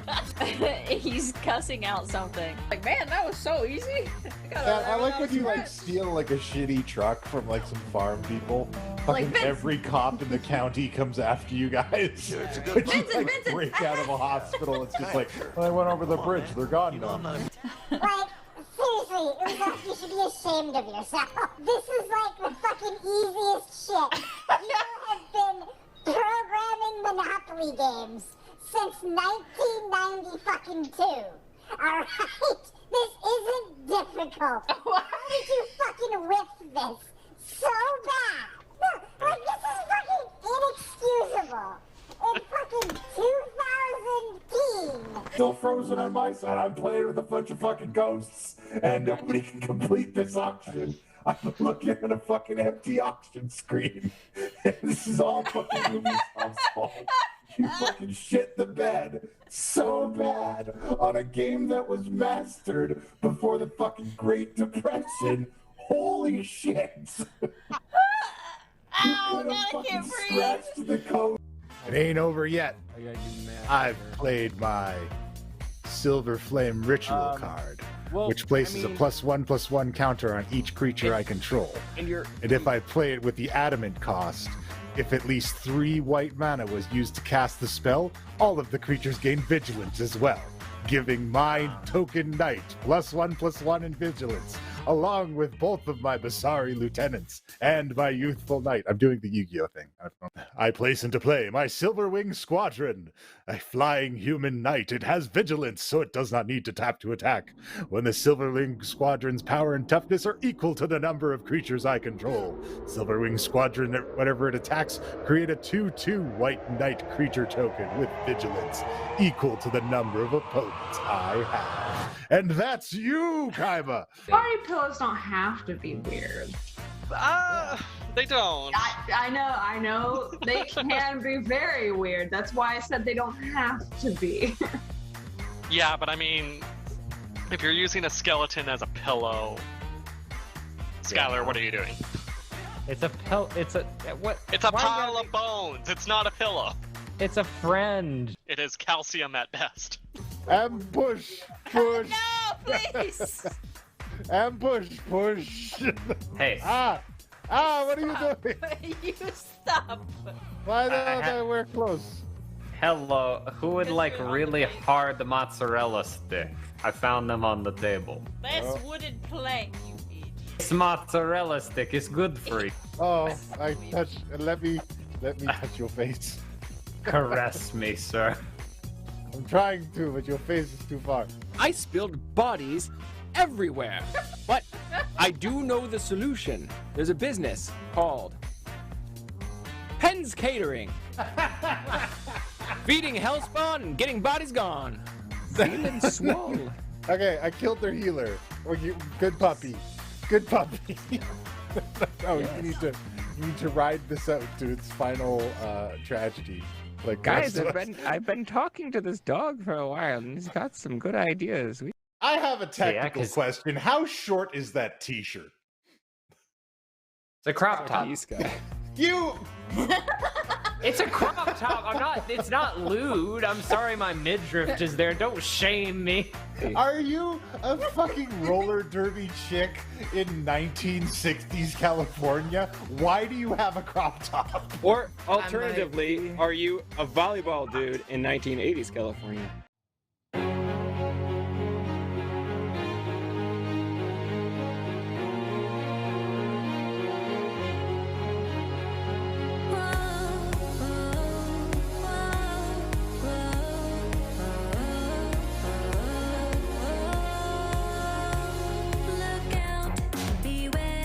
Roll the dice if you dare. Let's go and fight, protect, persuade, deceive. Let your party run free.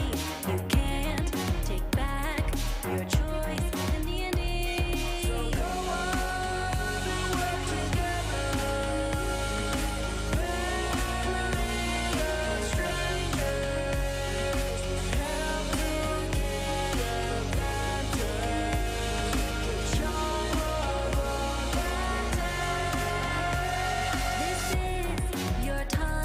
it's your story to tell. Enter the world of mercenaries.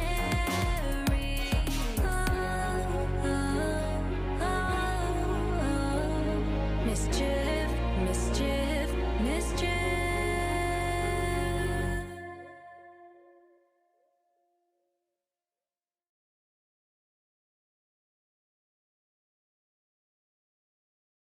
And despite what you have read, he'd rather have a drink with you and pass the time instead.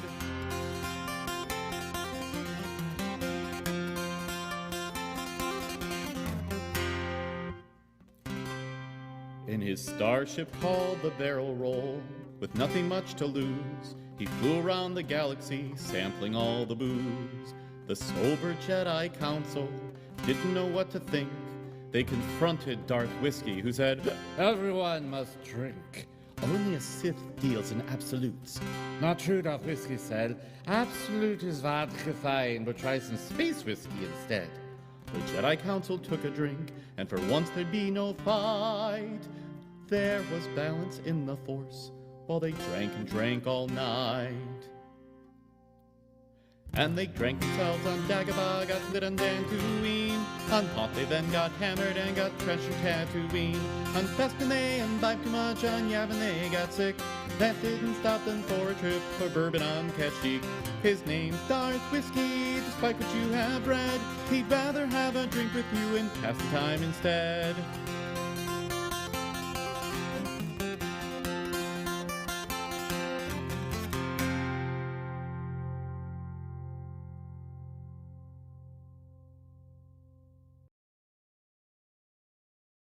Barry the Beholder has 11 points of view.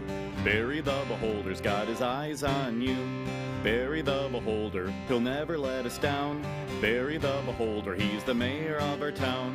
Barry the Beholder is a big round ball, 10 eye stalks and a giant gaping maw. A single big round eye sits above his toothy frown.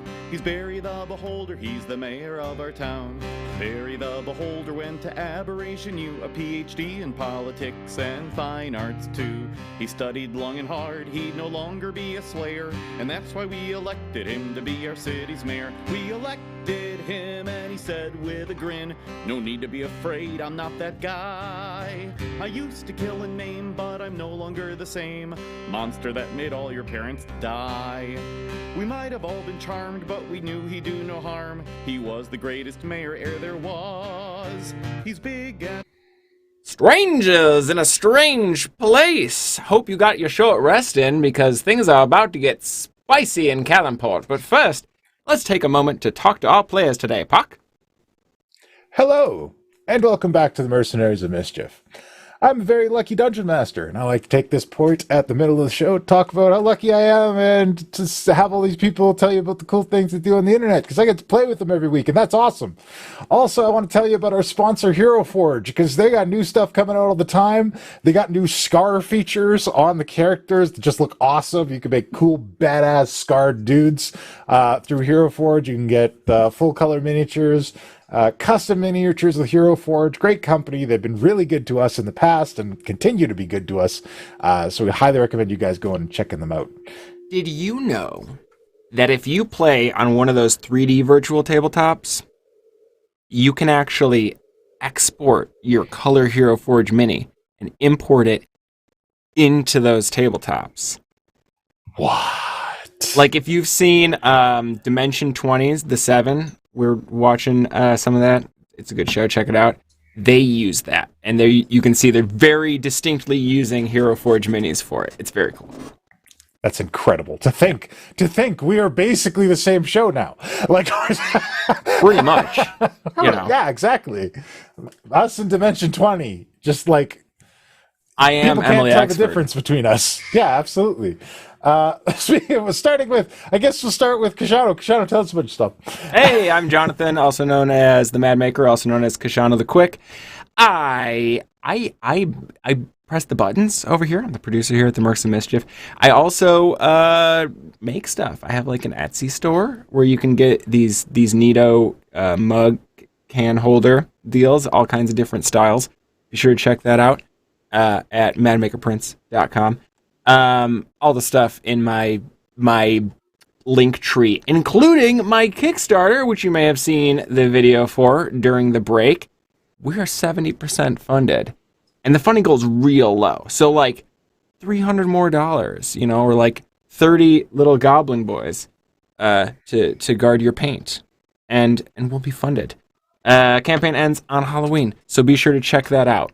And if you have a 3D printer, you can get the STL for just $1. Give me $1. Yeah, that's it. That's what I'm working Just $1. Thank you so much. Next up, Norbog. Tell us what you got going on. Hey guys, I'm Arcady. I play Norbog. This week I had a game postponed, and it is actually tomorrow instead. I have Flying Circus over with the channel Play Cancer Away. Is that what it's called? Oh, I should have done this before. Yes, Play Cancer Away. They are a group of people who donate money to Stand Up to Cancer. And all October, they're doing a charity streams. And tomorrow I'm playing in Flying Circus, which is a tabletop RPG about it's like Miyazaki plus World War I. It's like cat girls and biplanes. I'm incredibly excited. Yeah, I get to play. Already. I get to play a cat girl whose family are a bunch of evil necromancers, and I fly a biplane called the Van Morgan Vampire. So I will drop a link. We're playing that tomorrow at 5:30 Eastern time. And aside from that, you can find me hanging out on my Twitter as usual, which is Arcady Cosplay. Thank you so much. And last but not least today, we have Dear Penwright. Penwright, tell us about you. Hello. My name is Noctum Sky. You can find me over on YouTube at Noctum Sky. I've been playing a lot of games lately. My most recent series was Little Misfortune. That one was super weird, but it was a lot of fun. And coming up, there's a couple of games I'm really stoked to play. Poppy Playhouse looks really scary, so I think I might try that one. And I'm also looking at Inscription because that one looks crazy. So keep an eye out on my channel if you want spooky stuff. I'm also right about to hit like 200 subscribers. So if you're not subscribed, go subscribe to me. That's a new milestone for me, and I'm really excited. So thank you all so much for your support, and I love having you there. Thank you, everyone. So much, it's weird because we're like down teams, so it's like, oh, we're done already. Like, it's right. Yeah, for those of you who are just check joining out our us. good friends who will be back next week. Yeah, we have 2 more normally. They're out this week. They'll be back next week. They're on a magical mind journey. Anyway, when last we left our heroes, journey. Yeah, you guys are on a crazy journey into a city. You got a fish out of water story is really what we're doing right here. It's a new place. Intrigue abounds. Powerful individuals have come to a land in which powerful individuals are very helpful commodity. And you guys are definitely getting a lot of people coming up to you and being like, hey, you want to work for me? So when last we left our heroes, they had traveled to the city of Calimport to seek out a missing student from the Avalon Knights Academy. They made port and have met a variety of colorful individuals, from a kindly dock worker to a merchant lord.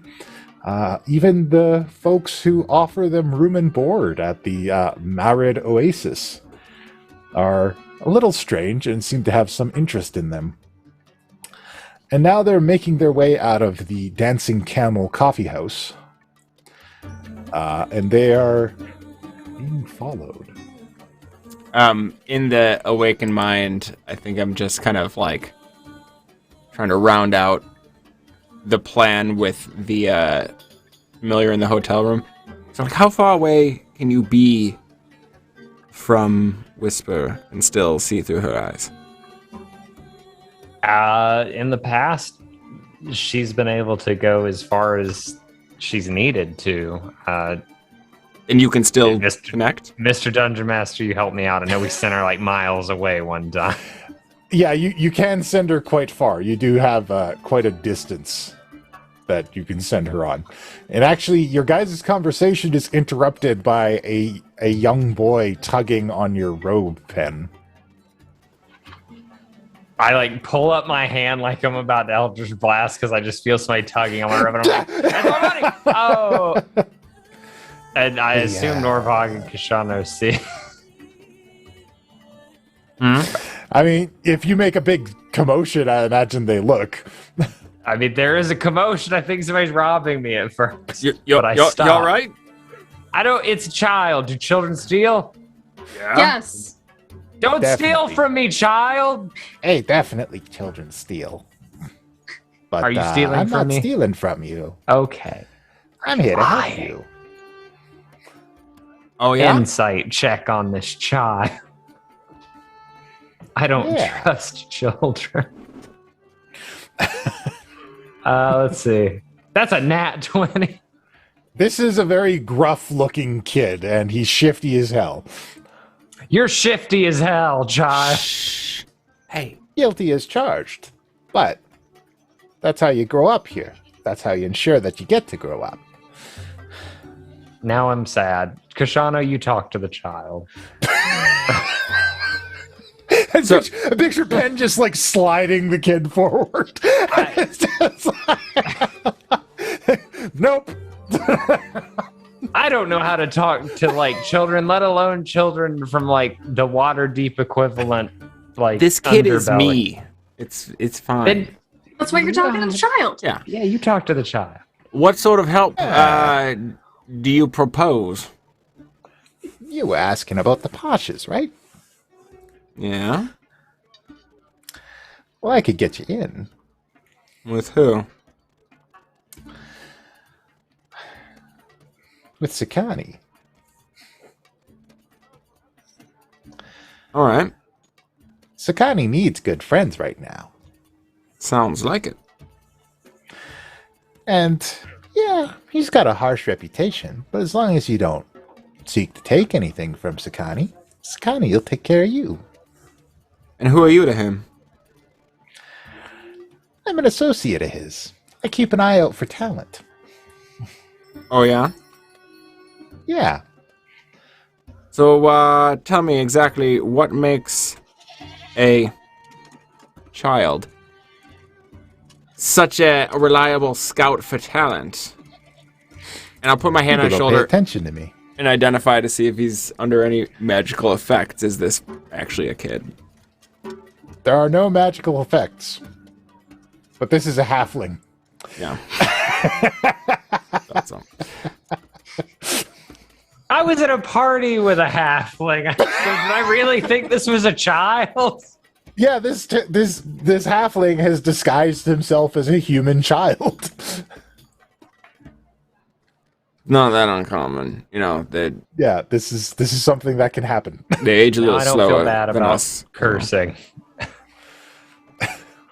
So, and in awakened mind, I'm like, and make sure you have all your shit in your pockets. I check all my pockets. I'm like, you have my bag. Did I quick just like continuity? Did I get the God's Eye glasses, or were they not done yet? They were not done yet. I didn't think so. Okay. I will pop on Owen Stone's glasses and get a read on this dude. This is a halfling. Just some halfling? Okay, nothing special. Yeah. What sort of work would Sakari be looking for? A lot of work the powerful individuals like you could do. He's got the best assassin in the city. Oh, yeah? Who? And I hear you're looking for one. Is this an assassin we would have heard of? No, then he wouldn't be a very good assassin. Well, he might have a street name. Street name is the Silent Death. Not really exciting. Has the Silent Death been around for a while? Or... Oh, yeah. Showed up more recently? How do you think Mr. Sakani stays in charge? You mess with Sakani, you die silently. Nobody knows about it. When did this guy show up? He's been around for a while, but Silent Death's a new hire. Somebody Sakani picked up from a deal he made. But that's all I could say about it. Naturally. So, if we were interested in a meeting, I could tell you how to get there. You can't just walk up to the door of a thieves' guild, you know. Sure. But there's a grate that leads underground, just outside the place. It's in a little alleyway.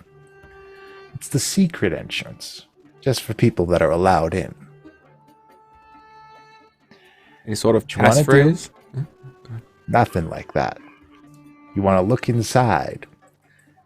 And you guys know magic, don't you? Wouldn't jump to any conclusions? Well, then you're going to want to get yourself a scroll. Just grab a little chain down there. Simple spell will do it. Pull it up. Give it a good yank. Opens up and you're allowed in. Only people who know about the chain can open it up. So now you have the key. Outstanding. By the way, who else has shown some interest in us thus far? Oh, you've made quite a stir. You got eyes on you from every street and every window in Calimport. That's why the boss likes you. Well, we do like to make an entrance, don't we, gang? That we do. And if I wanted to chat with a enterprising like yourself some other time, how would I get in touch with you? Oh. You don't need to get in touch with me again. If you want to have the meeting, go have the meeting. Our business is done. Appreciate your time. Good day to you, sir. He tips his little hat and walks back to the coffee house. Keep your hands to yourself, you little scamp. Yeah. At this point, it feels like metagaming, so I won't do it. I want to do a perception check to see who's following us, but I know everybody's watching us, so it's whatever. Yeah. All right. So, you guys heading back to the room? Yeah, I think we'll... So, anyways, to continue our conversation, would it be better to post up on the boat for the night offshore?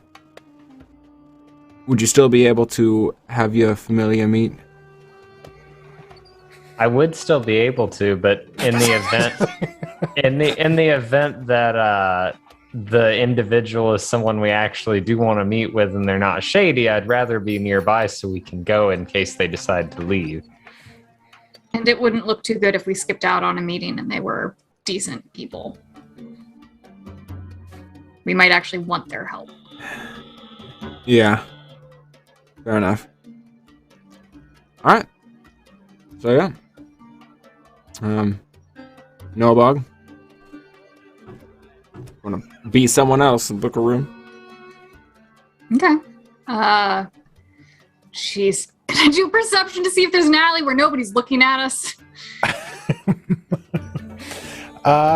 You do look around and you do happen to find a place. Give me a perception check, and we'll see how well you find a secluded You have place. advantage on that. Which I have advantage on, And so I'm going to roll that again. Can I? Absolutely. Yeah. I was gonna say, can I help with that by sort of like what? Doing lookout? finding a way to basically just have us move through a crowd, and then when we pop 30, out 20 for the second. yeah. All right, you find a secluded place and throw it on. All right, yeah, I turn on the hat, I put on the hat, and I think human, and I instantly drop several inches to probably around Pen and Kashana's height, because they're the ones I'm standing around with, and human Norbog's pretty cute. She's got like tan skin, still has freckles across her nose, and her dark hair hasn't changed. It's still in braids, and her ears still stick out a little bit. She looks like a very cute human, and her clothing has, as she's thinking human, her clothing changes into like a dark green poncho and like a black broad brim cap with a feather in it, because this is what she associates humans wearing. Okay.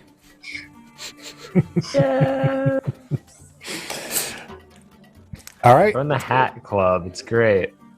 What, you mean like all humans don't wear big dumb black hats? They're I guess great. I follow, like, so that I'm not walking with you guys.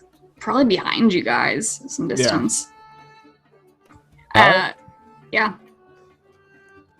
Yeah, I think we'll go up to the room and just kind of listen for, when she's coming up. Or Right, she can in the head. Knock, or, telepathic All stuff. right. When you get up to the room, the bathtub is full of warm water with rose petals in it. Oh my god, there's a bath! Oh my god, you came up with this plan just to get rid of me. You can be It costs alone. 150 gold for you to get a room close by. That is absolutely all right. I will pay the 150 gold. And Mr. Tussaul is very happy, and he says, they wanted more privacy, I see. Well, he shouldn't. No, recognize you me. are a different person. Oh, right. Oh, you're a different person. Never mind. Okay. No, he doesn't say that. Forget what I said. I'm hoping that I just look like a random foreigner tourist who happens to need a very specific top floor because for the fire exits are better there. All right. And Kinji takes you up to your room as well. Yeah, and I'm gonna scope out the room. And while I have a advantage on perception, is there anything unusual about the room? Are there any like traps or anything? Nothing about your room. Your room seems a little bit more basic than the kind of luxurious suite that was given to. You mean the I other didn't crew. get a warm bath drawn for me? You didn't get a warm bath drawn for you. It's just, it's still like a nice bed, like it's a good quality room, but it's not like this luxurious honeymoon suite. You maybe have half the amount of pillows that they do. And I'm twice as tall. After I look around my room, I will go and not knock on their door, but I'll awaken mine. Pen to, hey, I'm outside. You can come in. I'm in the tub and I'm wearing trunks. Kashano, can I come in? That sounds... Kashana sounds kind of distracted, and he's like, "What? Yes, no, come in." So I want Pen to make a dexterity saving throw with disadvantage, please. Yeah, I was like, I bet there's something in this bath, but Tim's too excited. Well, I'll say while he's getting in the tub, I'm not even paying attention because Kashano has put on Owen Stone's glasses, and he's like, kind of like pawing at the walls and like trying to look behind bookcases and stuff. And that's probably what you see when you come in, Norbog. Okay, and son of a bitch, that was a nat 20 and then an 8. Yep, sure was. So it's always you. You don't see it at first, Pen. He falls for every trap. Every trap. I like nice things. It's never dungeon traps. It's always a nice bed or a warm meal. Because you're easy. It's almost like the traps are baited in some way. Or bones. So, you don't see it, Pen, but you feel it. And you feel the water in the tub constrict around you. Shadow. And then the water in the tub begins to like rise and congeal, and a face forms on it that is red and skull-like, and lets out a low hiss at you as it begins to squeeze the life out of you. You take 3d10 necrotic damage, and you are grappled. All right, you can roll that for me. Sure thing. Thanks, man. You're so predictable. He drew me a bath. Of course, I got in the bath. I thought about checking it, but I was like, no. Why would I do that? All right. That is 12 necrotic damage, sir, and you are grappled. That's fine. Fuck. I'm assuming we got a rest between. I'm surprised it took us this long to have something like this happen. Really? Like, this is fucking... All right. Yeah, so- do we have to initiative? Yes, please. Or can I just do shit? This is 'Cause I going to be kinda wanna more just do shit. complex than you Fuck, think alright. it is. Do you have a map, or are we just theater of the mind? We don't have a map. This is theater of the mind. You're in the bathroom. Wait, yeah, it's a small room. Everything's in range. Big is the bathroom, but it is the bridal suite.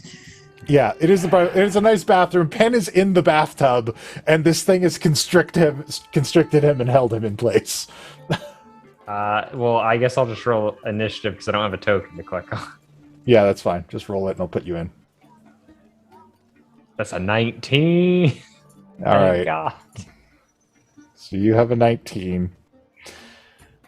I couldn't put you guys in a big fight because you're, There's three of don't have us. people. Pen ice block thing. Oh, right. So wait, does it look like water still, or has it congealed? It looks like water. The only part of it that is different is it has this kind of red skull-like face that is staring and hissing at Pen while it's constricting the life out of him. I know what this is because I, as a player, think I know what this is. Would Penn be able to make a check? You can make an Arcana check to try and figure out what this is, if you want. I mean, it does necrotic damage. That's a 10. Never mind. Okay. Maybe I know that's ish. not what I wanted. There we go. Let's see. All right. Well, it rolled really low on its initiative, so you're all going to go before it, starting with Pen. Pen, the life is being choked out of you. No. Okay. I'm going to cast Far Step and teleport. So I'm just like, fuck, and that's my verbal component. It's like sploosh.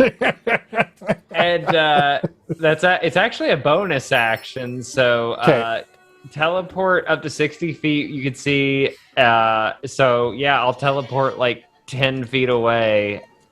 If there's enough room, 20.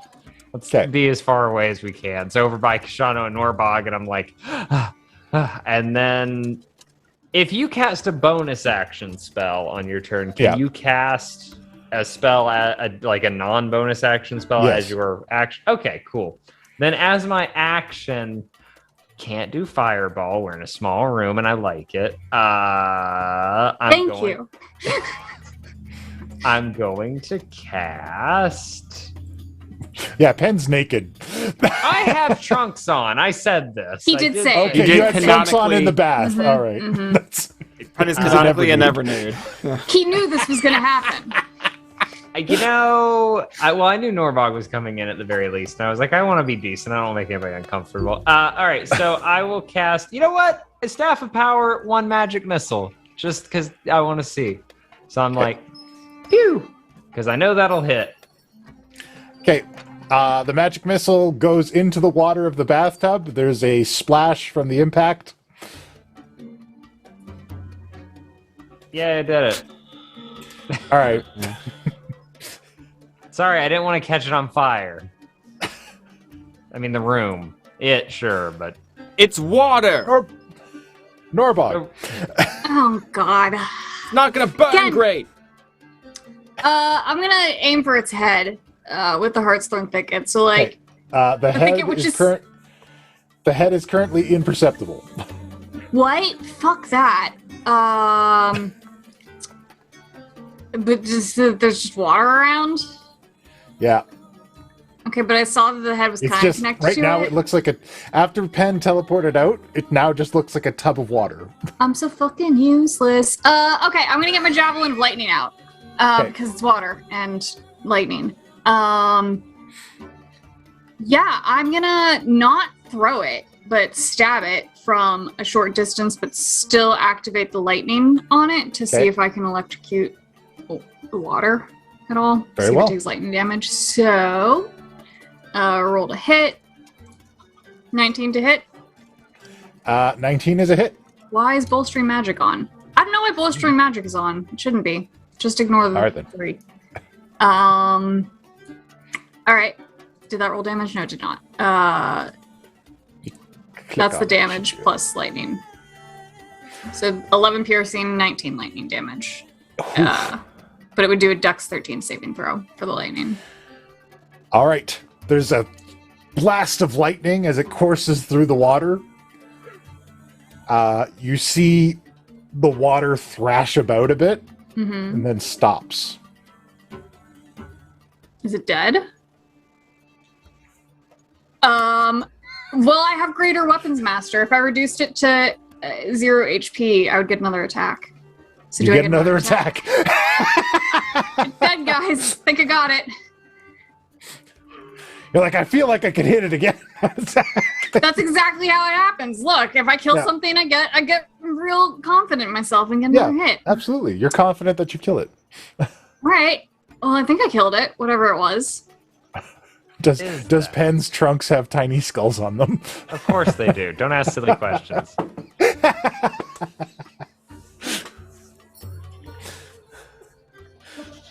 All right. Well, I did say I already had Stone's glasses on because I was looking for spiders. So what is it? Is it dead? It appears to be dead. Slithering tracker. Ooze. Knew it. Huh. I mean, I can hit it a few more times to make sure it is dead. Because I can. I can hit it at least twice more. Thank you for hitting it. It looks pretty dead. Have I ever heard of a slithering tracker? Mm-mm. How much do either you know about oozes? That's a great question. Can I roll History or Arcana or... Absolutely. What would you I'm like me to gonna roll say- for oozes? Give me an Arcana check. Would I know any more with the Nothing. name specifically? Or could I pop open my book to that page? I mean, you can do an Arcana check to see if you know it in your book. Slithering tracker is what I'm kind of getting on the heads-up display here. It looks like I mean, by the name, I'm guessing there's some sort of hunting ooze. Yeah. So, Norbog, you know it's not a natural creature. Somebody summons this into being for the purposes of revenge. Oh, I will relay that knowledge. Well, it's not natural. It's man-made. It's summoned, and usually it's a little vengeful type summoning. Someone had it out for one of us. Yeah. This is familiar. I'm gonna look out the window. Is there, like, just a quick looking at every visible window, balcony, rooftop? Is there anybody I can see specifically looking at us? Nobody is watching you. From the Can I window. get rid of this thing in the tub, please? asking Is there anything the we other could two. learn? Is there anything we could learn from looking at it? Can I look at it? Can I investigate it? And I hold It's open. imperceptible from the water it's immersed in. You can try to feel around for it. You know, let's do that. I'm in human form right now. My fur's not going to get wet. Let's poke at it. Can I? The book, right? And that'll give us everything on it. Yeah, can I investigate? Perceive? Absolutely. Which one? Do a perception. It's going to need to be a high number to isolate it in the water because it's. Do I still have basically- advantage? Yes. That's an 18 and a 16. 18 or 16. You think you can kind of see its translucent outline in the water? To get anything from that? From just feeling at it? This is weird. This is probably well, going nowhere. Somebody else, please come up with a less stupid slimy idea. and gross. I'm just gonna walk up and be like, I think I can help. And I take my tome and I shove it at the bottom of the tub, and you just hear it as I open it up, and there's a drain sound as it gets sucked in. And then I kind of pull my book out of the tub and shake out some water, and I'm like, all right, let's see. And I kind of pull open a page to whatever was just archived about this thing. Bathwater warm. All right, wrong page. Next page. They're stuck together, still wet. Slithering tracker. Summoned ooze. Mechanism for revenge. Hey, I know as much as your book. Gosh, does that mean I'm really smart? I've never thought that you weren't smart. As I start drawing another tub. I take out a piece of paper and I write on it in Undercommon, if you're owed something, let's talk. And I just stick it to the window facing out. All right.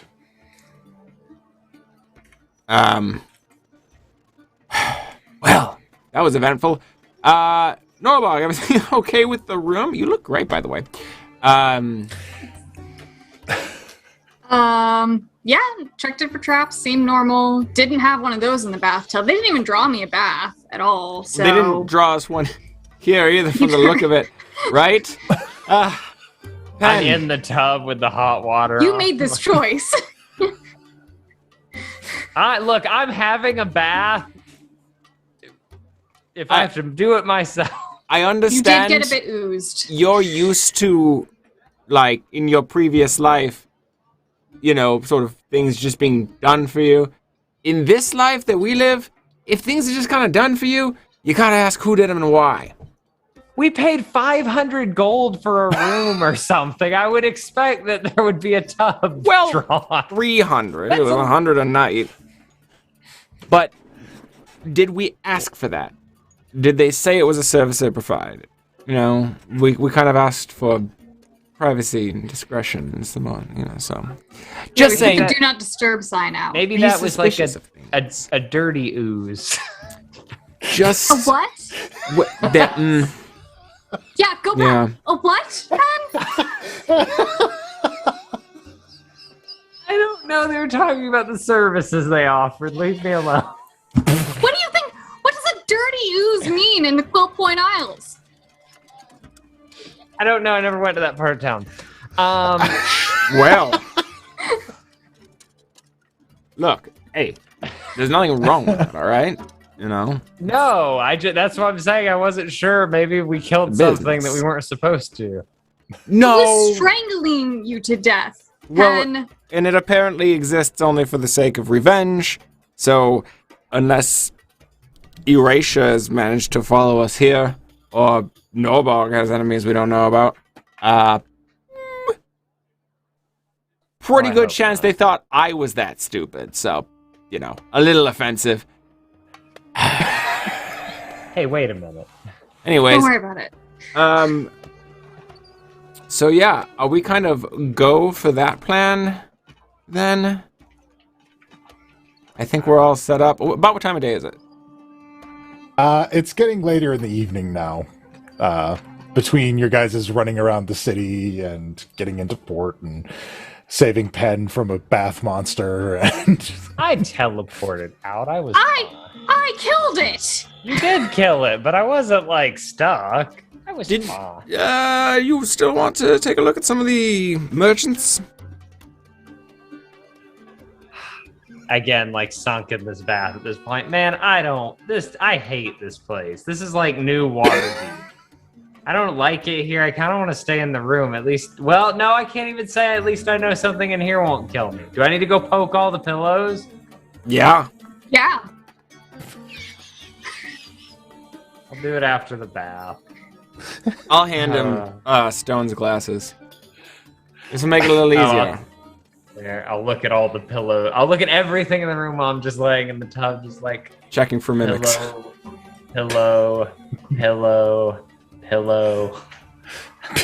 snake. I mean, does anything not? pillow. Yeah, does anything not say pillow, Mr. Dungeon Master? Yeah, they all say pillow, but I'd love to picture it. He's just like sorting out. Okay, these ones are pillows, and these ones are all filled with something horrible. Pillows, letter bomb, pillows, snake, pillows, wasps. That's anyways. No, they're just all pillows. Sack of bees. Yeah, there doesn't appear to be any other traps in your room. Okay, we're fine. Oh. I've got one more thing I want to check on before we start kind of engaging with people here. Mm-hmm. The market square might be a good place to do it. Need help? It's probably for the best that we stay together while we're here.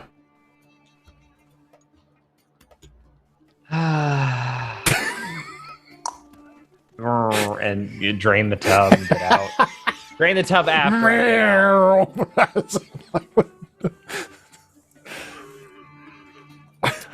We need to talk to the manager. I don't know how that got in our room. We don't need to involve the manager in anything we're going to be doing in this city.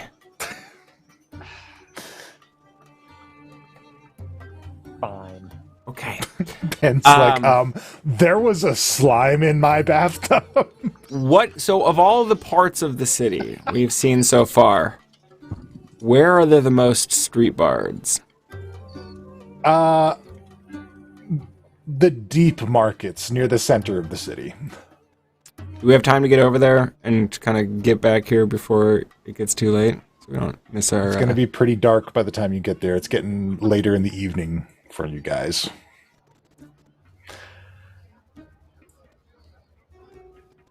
I mean, because what I'm going to do Mm-hmm.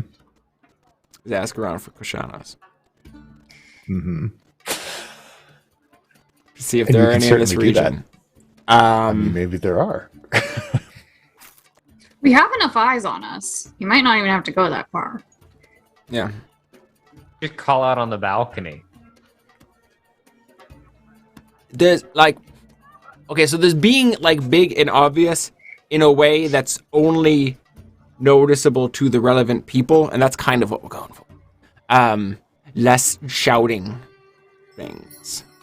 Less hey snipers. Right. Yeah, so I think like if everybody's cool with it, we'll kind of make our way towards a merchant district, and pretty much anyone who seems like an established bard who's kind of been around and in the circles, I'll toss a coin and just so yeah. Most of the bards here are scarf dancers like Sharp. There's a lot of those there. There are a lot of bards that play a particular kind of flute here. Is the Schwarm?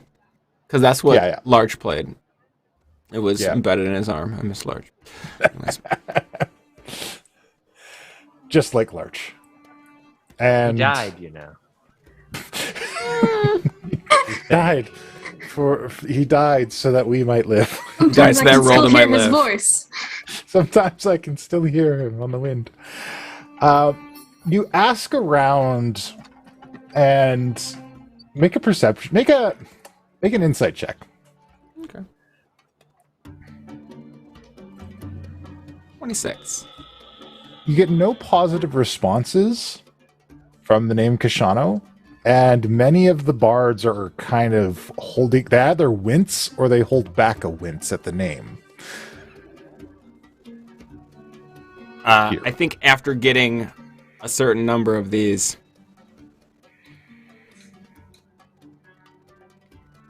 I'm trying to clean up some things. If you could help me find anyone associated with that name, point me in the right direction.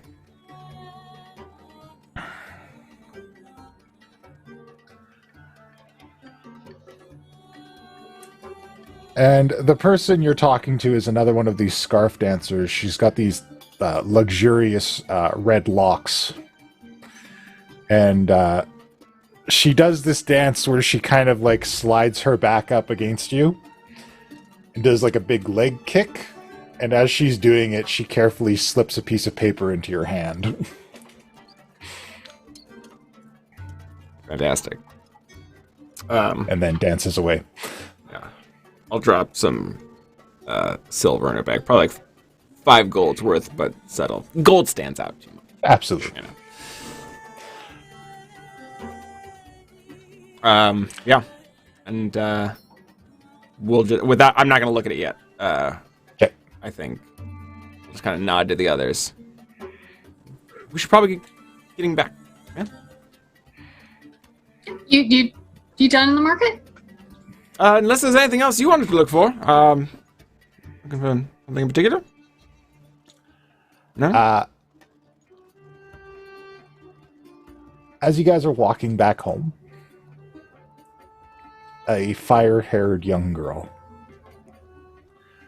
peeks out from one of the alleyways, and specifically to you, Pen.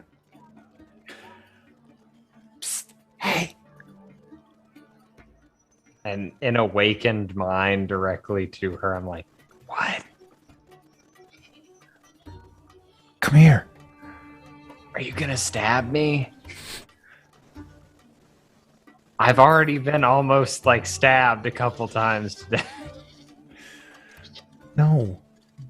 Okay, and in awakened mind to the other two, I'm like, hey, that girl we saved from earlier is over here. And she swears she's not going to stab me. Before we go in there and get pulled into whatever's going to happen here, I want to say I did look at the note as we were walking. Okay. The note is an address. It's the same address that was given to you in the docks to check out where that ship is being unloaded. It's the warehouse. The storehouse. The storehouse. Yeah. Okay. All right. Let's walk into the little girl trap. I'm gonna be so upset if I get stabbed.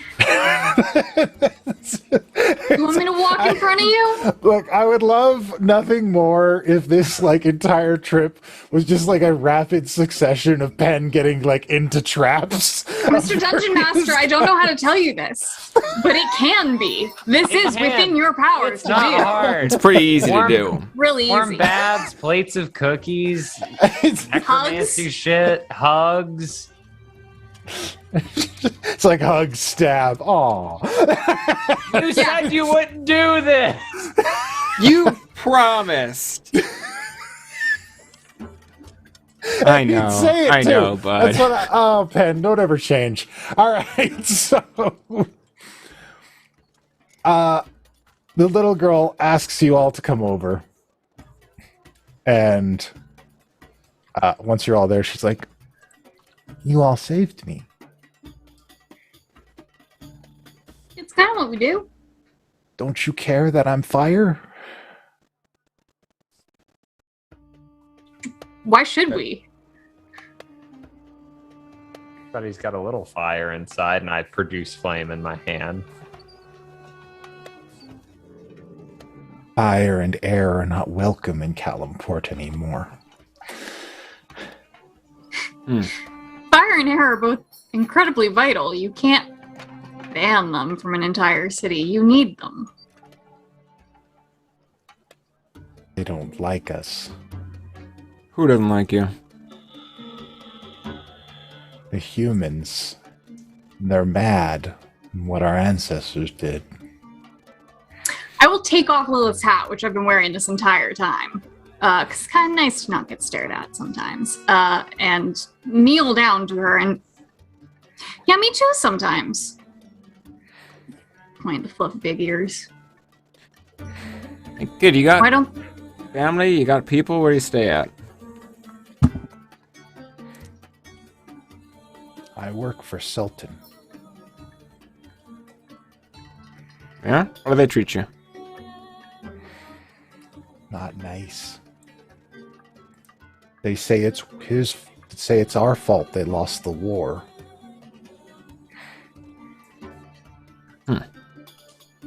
Sultan is the Pasha that's supposed to be not the one that we were recommended to talk to, right?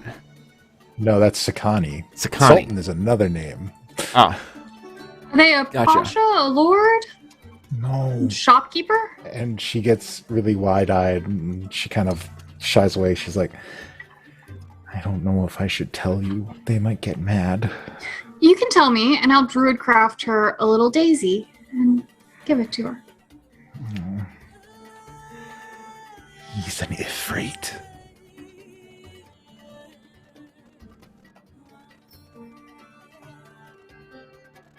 Hey, kid. Can't hear you, Pen. Oh. I was just whispering to Kashana. I was just like, Kashana, don't you have a coin? Nudge, nudge. What? In Awakened Mind, ice? Not that coin, our coin. Oh. Yeah. You know, the one that tells people about Do you want to use home. this kid as bait for the evil demon clown you're hunting? Yeah. Yeah, no, for a second, I'm like, I'm not giving this fucking kid one of those coins. You sick son of a bitch. No. Are you proposing that we, like... Tell her there's a place for people like us and her and everyone. We're kind of wrist deep in this shit right now. Don't know if we want to encourage a child to shift alliances quite yet. If and when we leave this place, happy to scoop the kid. He seems like a feisty one. But for the moment, let's not expose her to any more threat than necessary. Unless you want to, like, grab her and put her on the ship now. Kid, do we want to ask? I'm fine with asking. We've got people for this. We might have an angry Infrit looking after us then. Yeah, too. and what do you think he would do to the child if he regained her? Thinking she'd run away? Has it been 10 days yet? It's been a week since you guys have left the academy. A 10-day is a week. I'm not saying... why? You have a stick for this kind of thing? What are you getting at? A rod that maybe is full of security? I'm not saying we can't take her with us. I'm saying we can't scoop her now. It's might be too dangerous. Look, okay, kid, my friend here, very concerned about your safety. And I know that sounds like it's a line leading up to a thing, but just like, are you in immediate danger? I'm okay as long as I keep bringing Sultan treasures. What kind of treasures?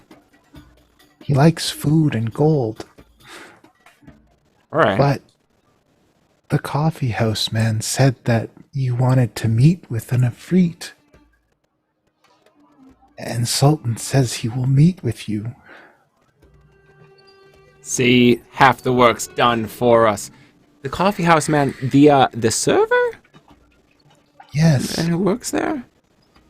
Yes. letting everyone know we want to meet with people. This is fantastic. This is outstanding. All right.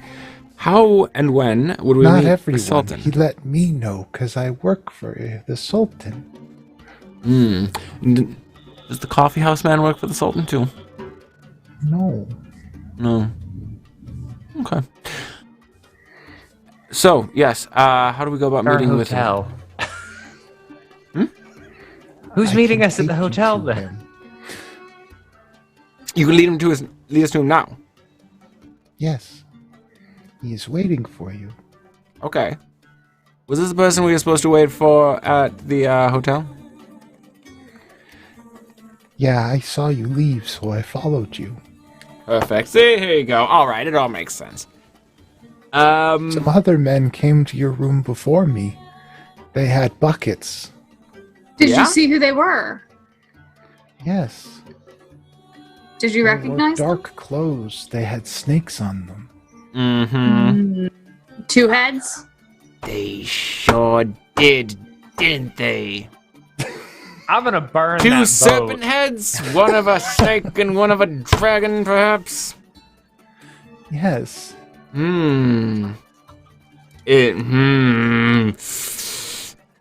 There's more and more of them in the city these days. How When does did they Sultan first feel show about these up? men? Yeah, sorry. Her first. Yeah. Her question first. They showed up a few weeks ago. Sultan doesn't like them at all. How'd they get such a strong foothold in such a short amount of time? They came with many men, outsiders. Okay, now his question. No, that answers my question. I would love to meet with the Sultan and discuss these men. Come on, I will take you to him. He has to hide underground. Ifrit and elementals are not welcome on the streets these days. Yeah.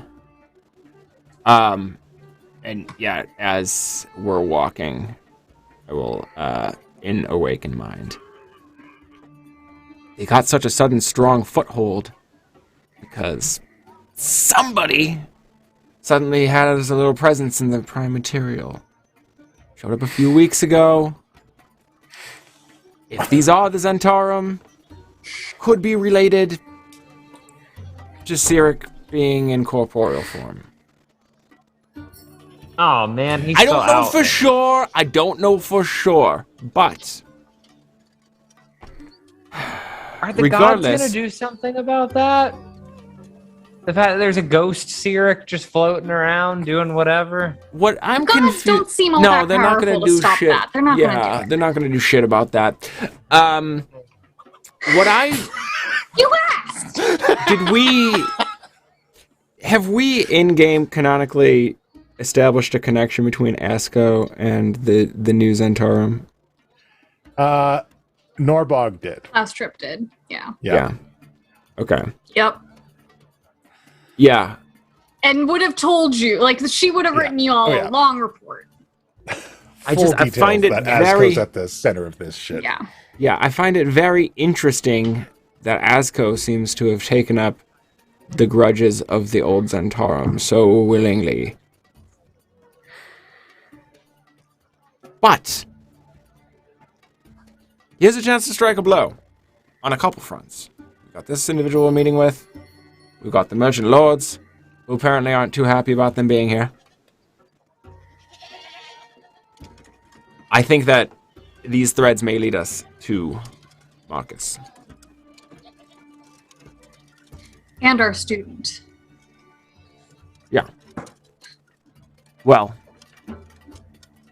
and of course the Pasha who has the new assassin, the Silent Death. I think we can take a pretty good guess, little bit of a leap of logic on who that is. So, First, are you following this little flame-haired girl? that's me, an elemental. No, No, I'm not gonna say it. into No, Norborg wouldn't do it. No, I was gonna say something, but Norborg wouldn't do it. Norborg trusts her. She's adorable. All right. And her hair gives like a slight illumination in the alleyways as she runs, and you guys are able to follow her. She takes you down a couple of dark alleys and eventually to an open sewer grate. This way. It's not far. Is this sewer grate big enough for me to get through? It is. You are able to sneak inside. And as she sees you kind of like sizing up for it, she's like, it's okay. The were-rats were as big as you. They used to use these tunnels. Used to? Used to? They don't come around so much anymore. Were-rats. Great. Great. Sounds fun, sure. Just a little bit further. Thank you all again for helping me. People don't usually like my kind in the city, so it was nice. We're gonna die. I say in awakened mind. I will when she thanks us again. Insight check.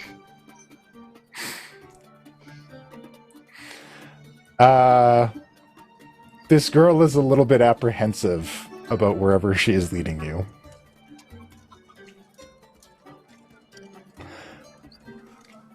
There's just something about Puck's little girl voice that seems sinister.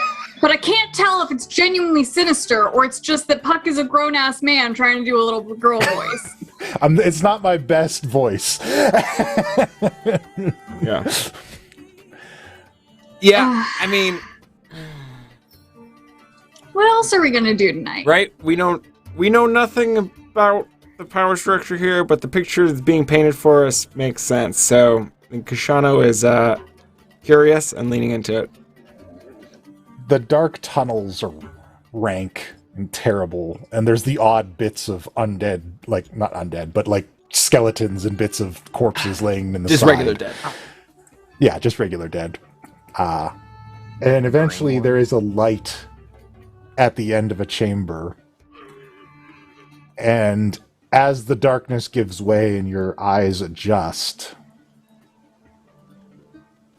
at the end of the chamber, standing shoulder to shoulder with a red-skinned Ifrit and a terrifying-looking clown is Azko.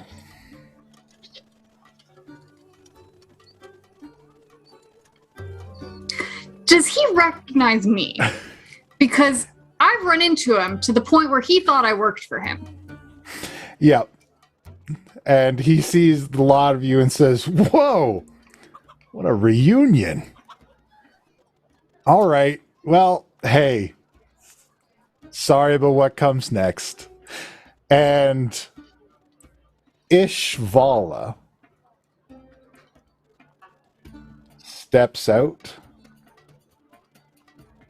from the darkness in front of everyone. She looks at you, Kashano, and says, it's just business. And she snaps her fingers, and the section of tunnel you guys are in drops. And where it lands, we'll find out next week.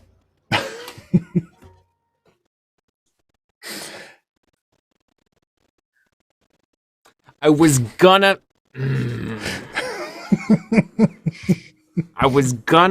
do a thing. And I was like, no. I was gonna cast Mislead and stay 10 steps behind her. I didn't say it. You didn't say it. Didn't say it. And now everybody's gonna be in a spooky labyrinth next turn. And maybe Lilith and Jabetta need to save them.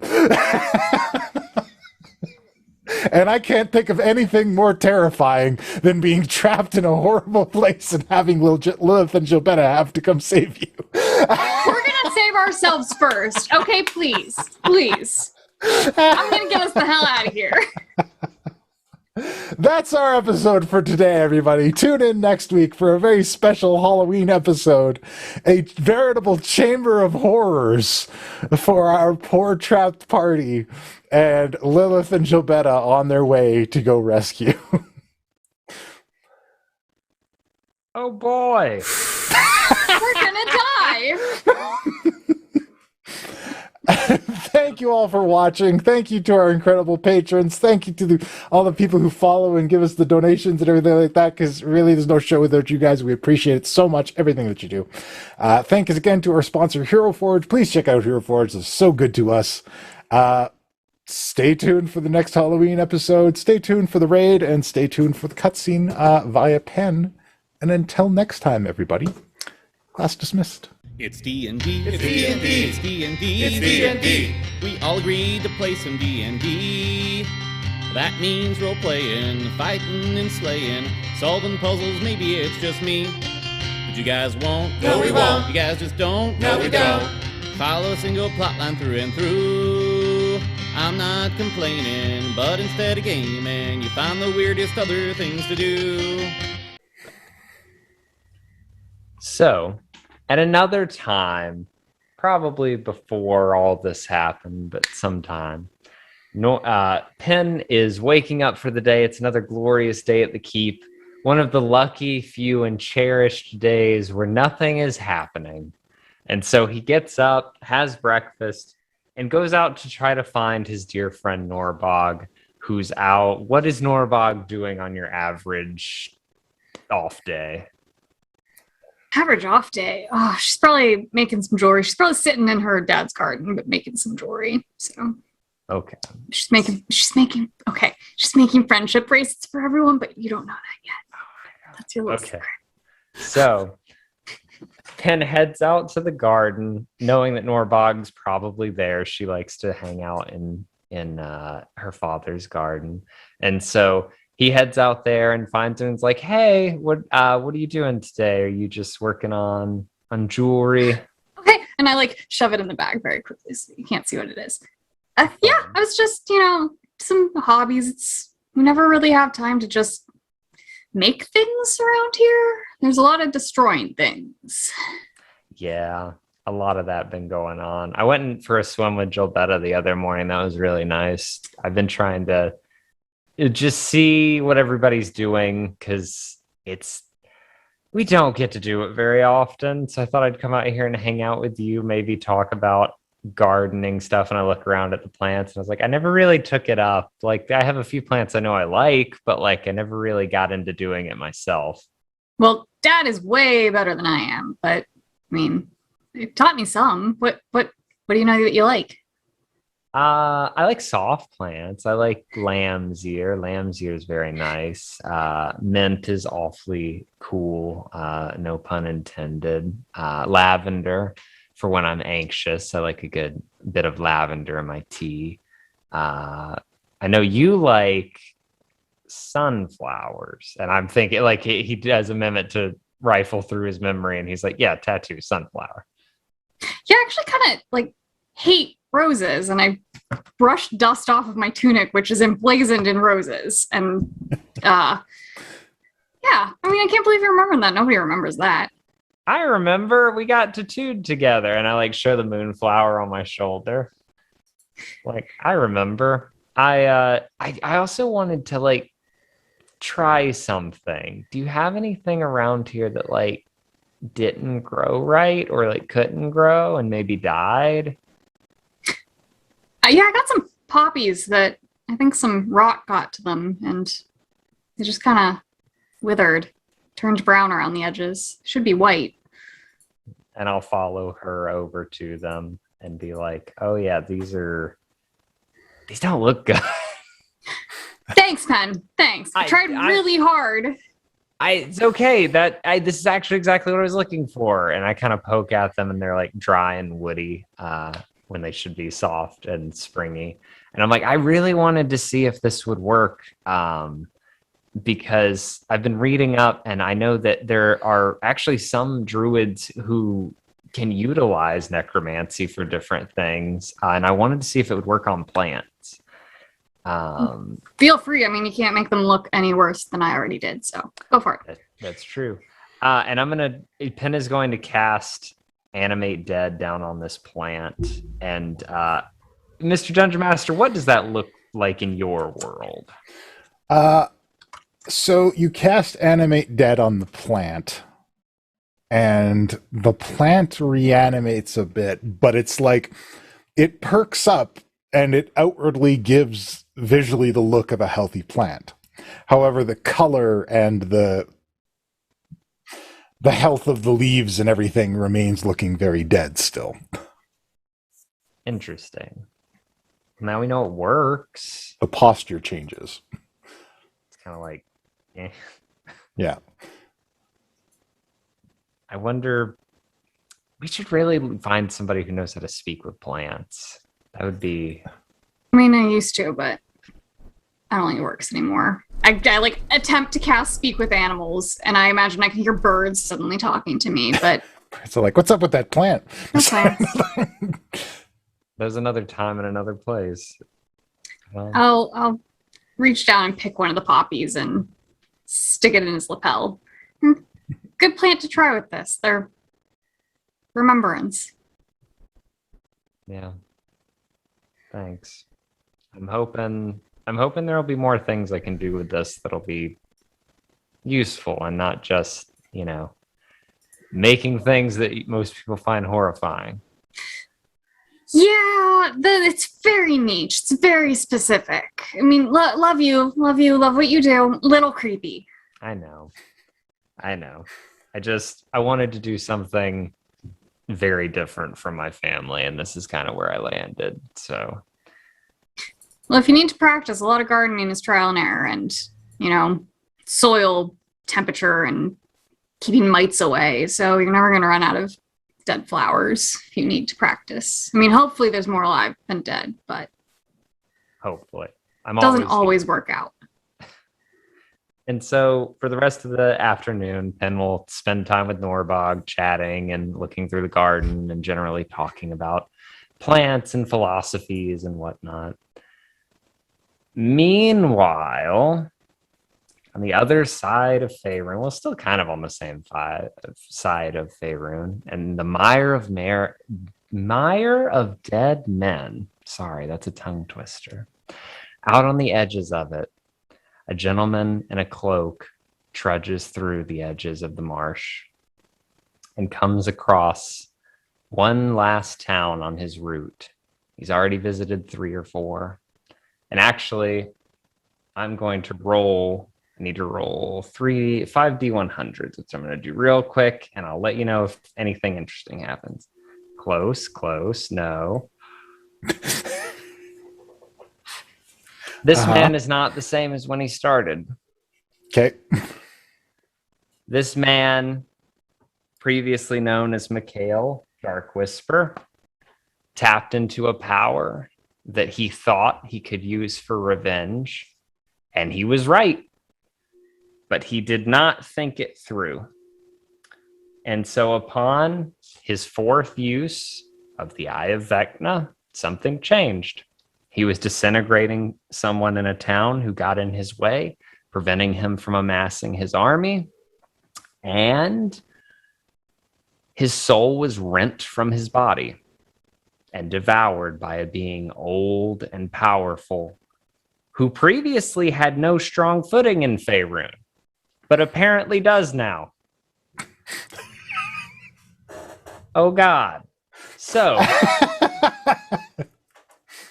the avatar of Vecna makes its way through the mire of dead men, knowing what its previous host body did, and following through, knowing that there are some powerful beings with which it can utilize. And that is where we are going to leave off this cutscene. And I rolled that. I know you can all see it. It was a 5% chance, and it happened. Yep. So you did it. Oh boy. Oh boy. You just slid that right in there. I didn't think it would happen, man. Oh, guys, please let me have this. Audience, please let me. We're gonna talk about probability And then statistics. you should let the rest of us get cutscenes because we have happier things happening in ours. That's true. If you saying. finish Gilberta's cutscenes, Penn gets Big Sexy back. All right. Help me get sexy back. Is that it? You good? That's it. And all right. Until our next grim encounter. That's Till all. next time, folks. Class dismissed. I hate it here.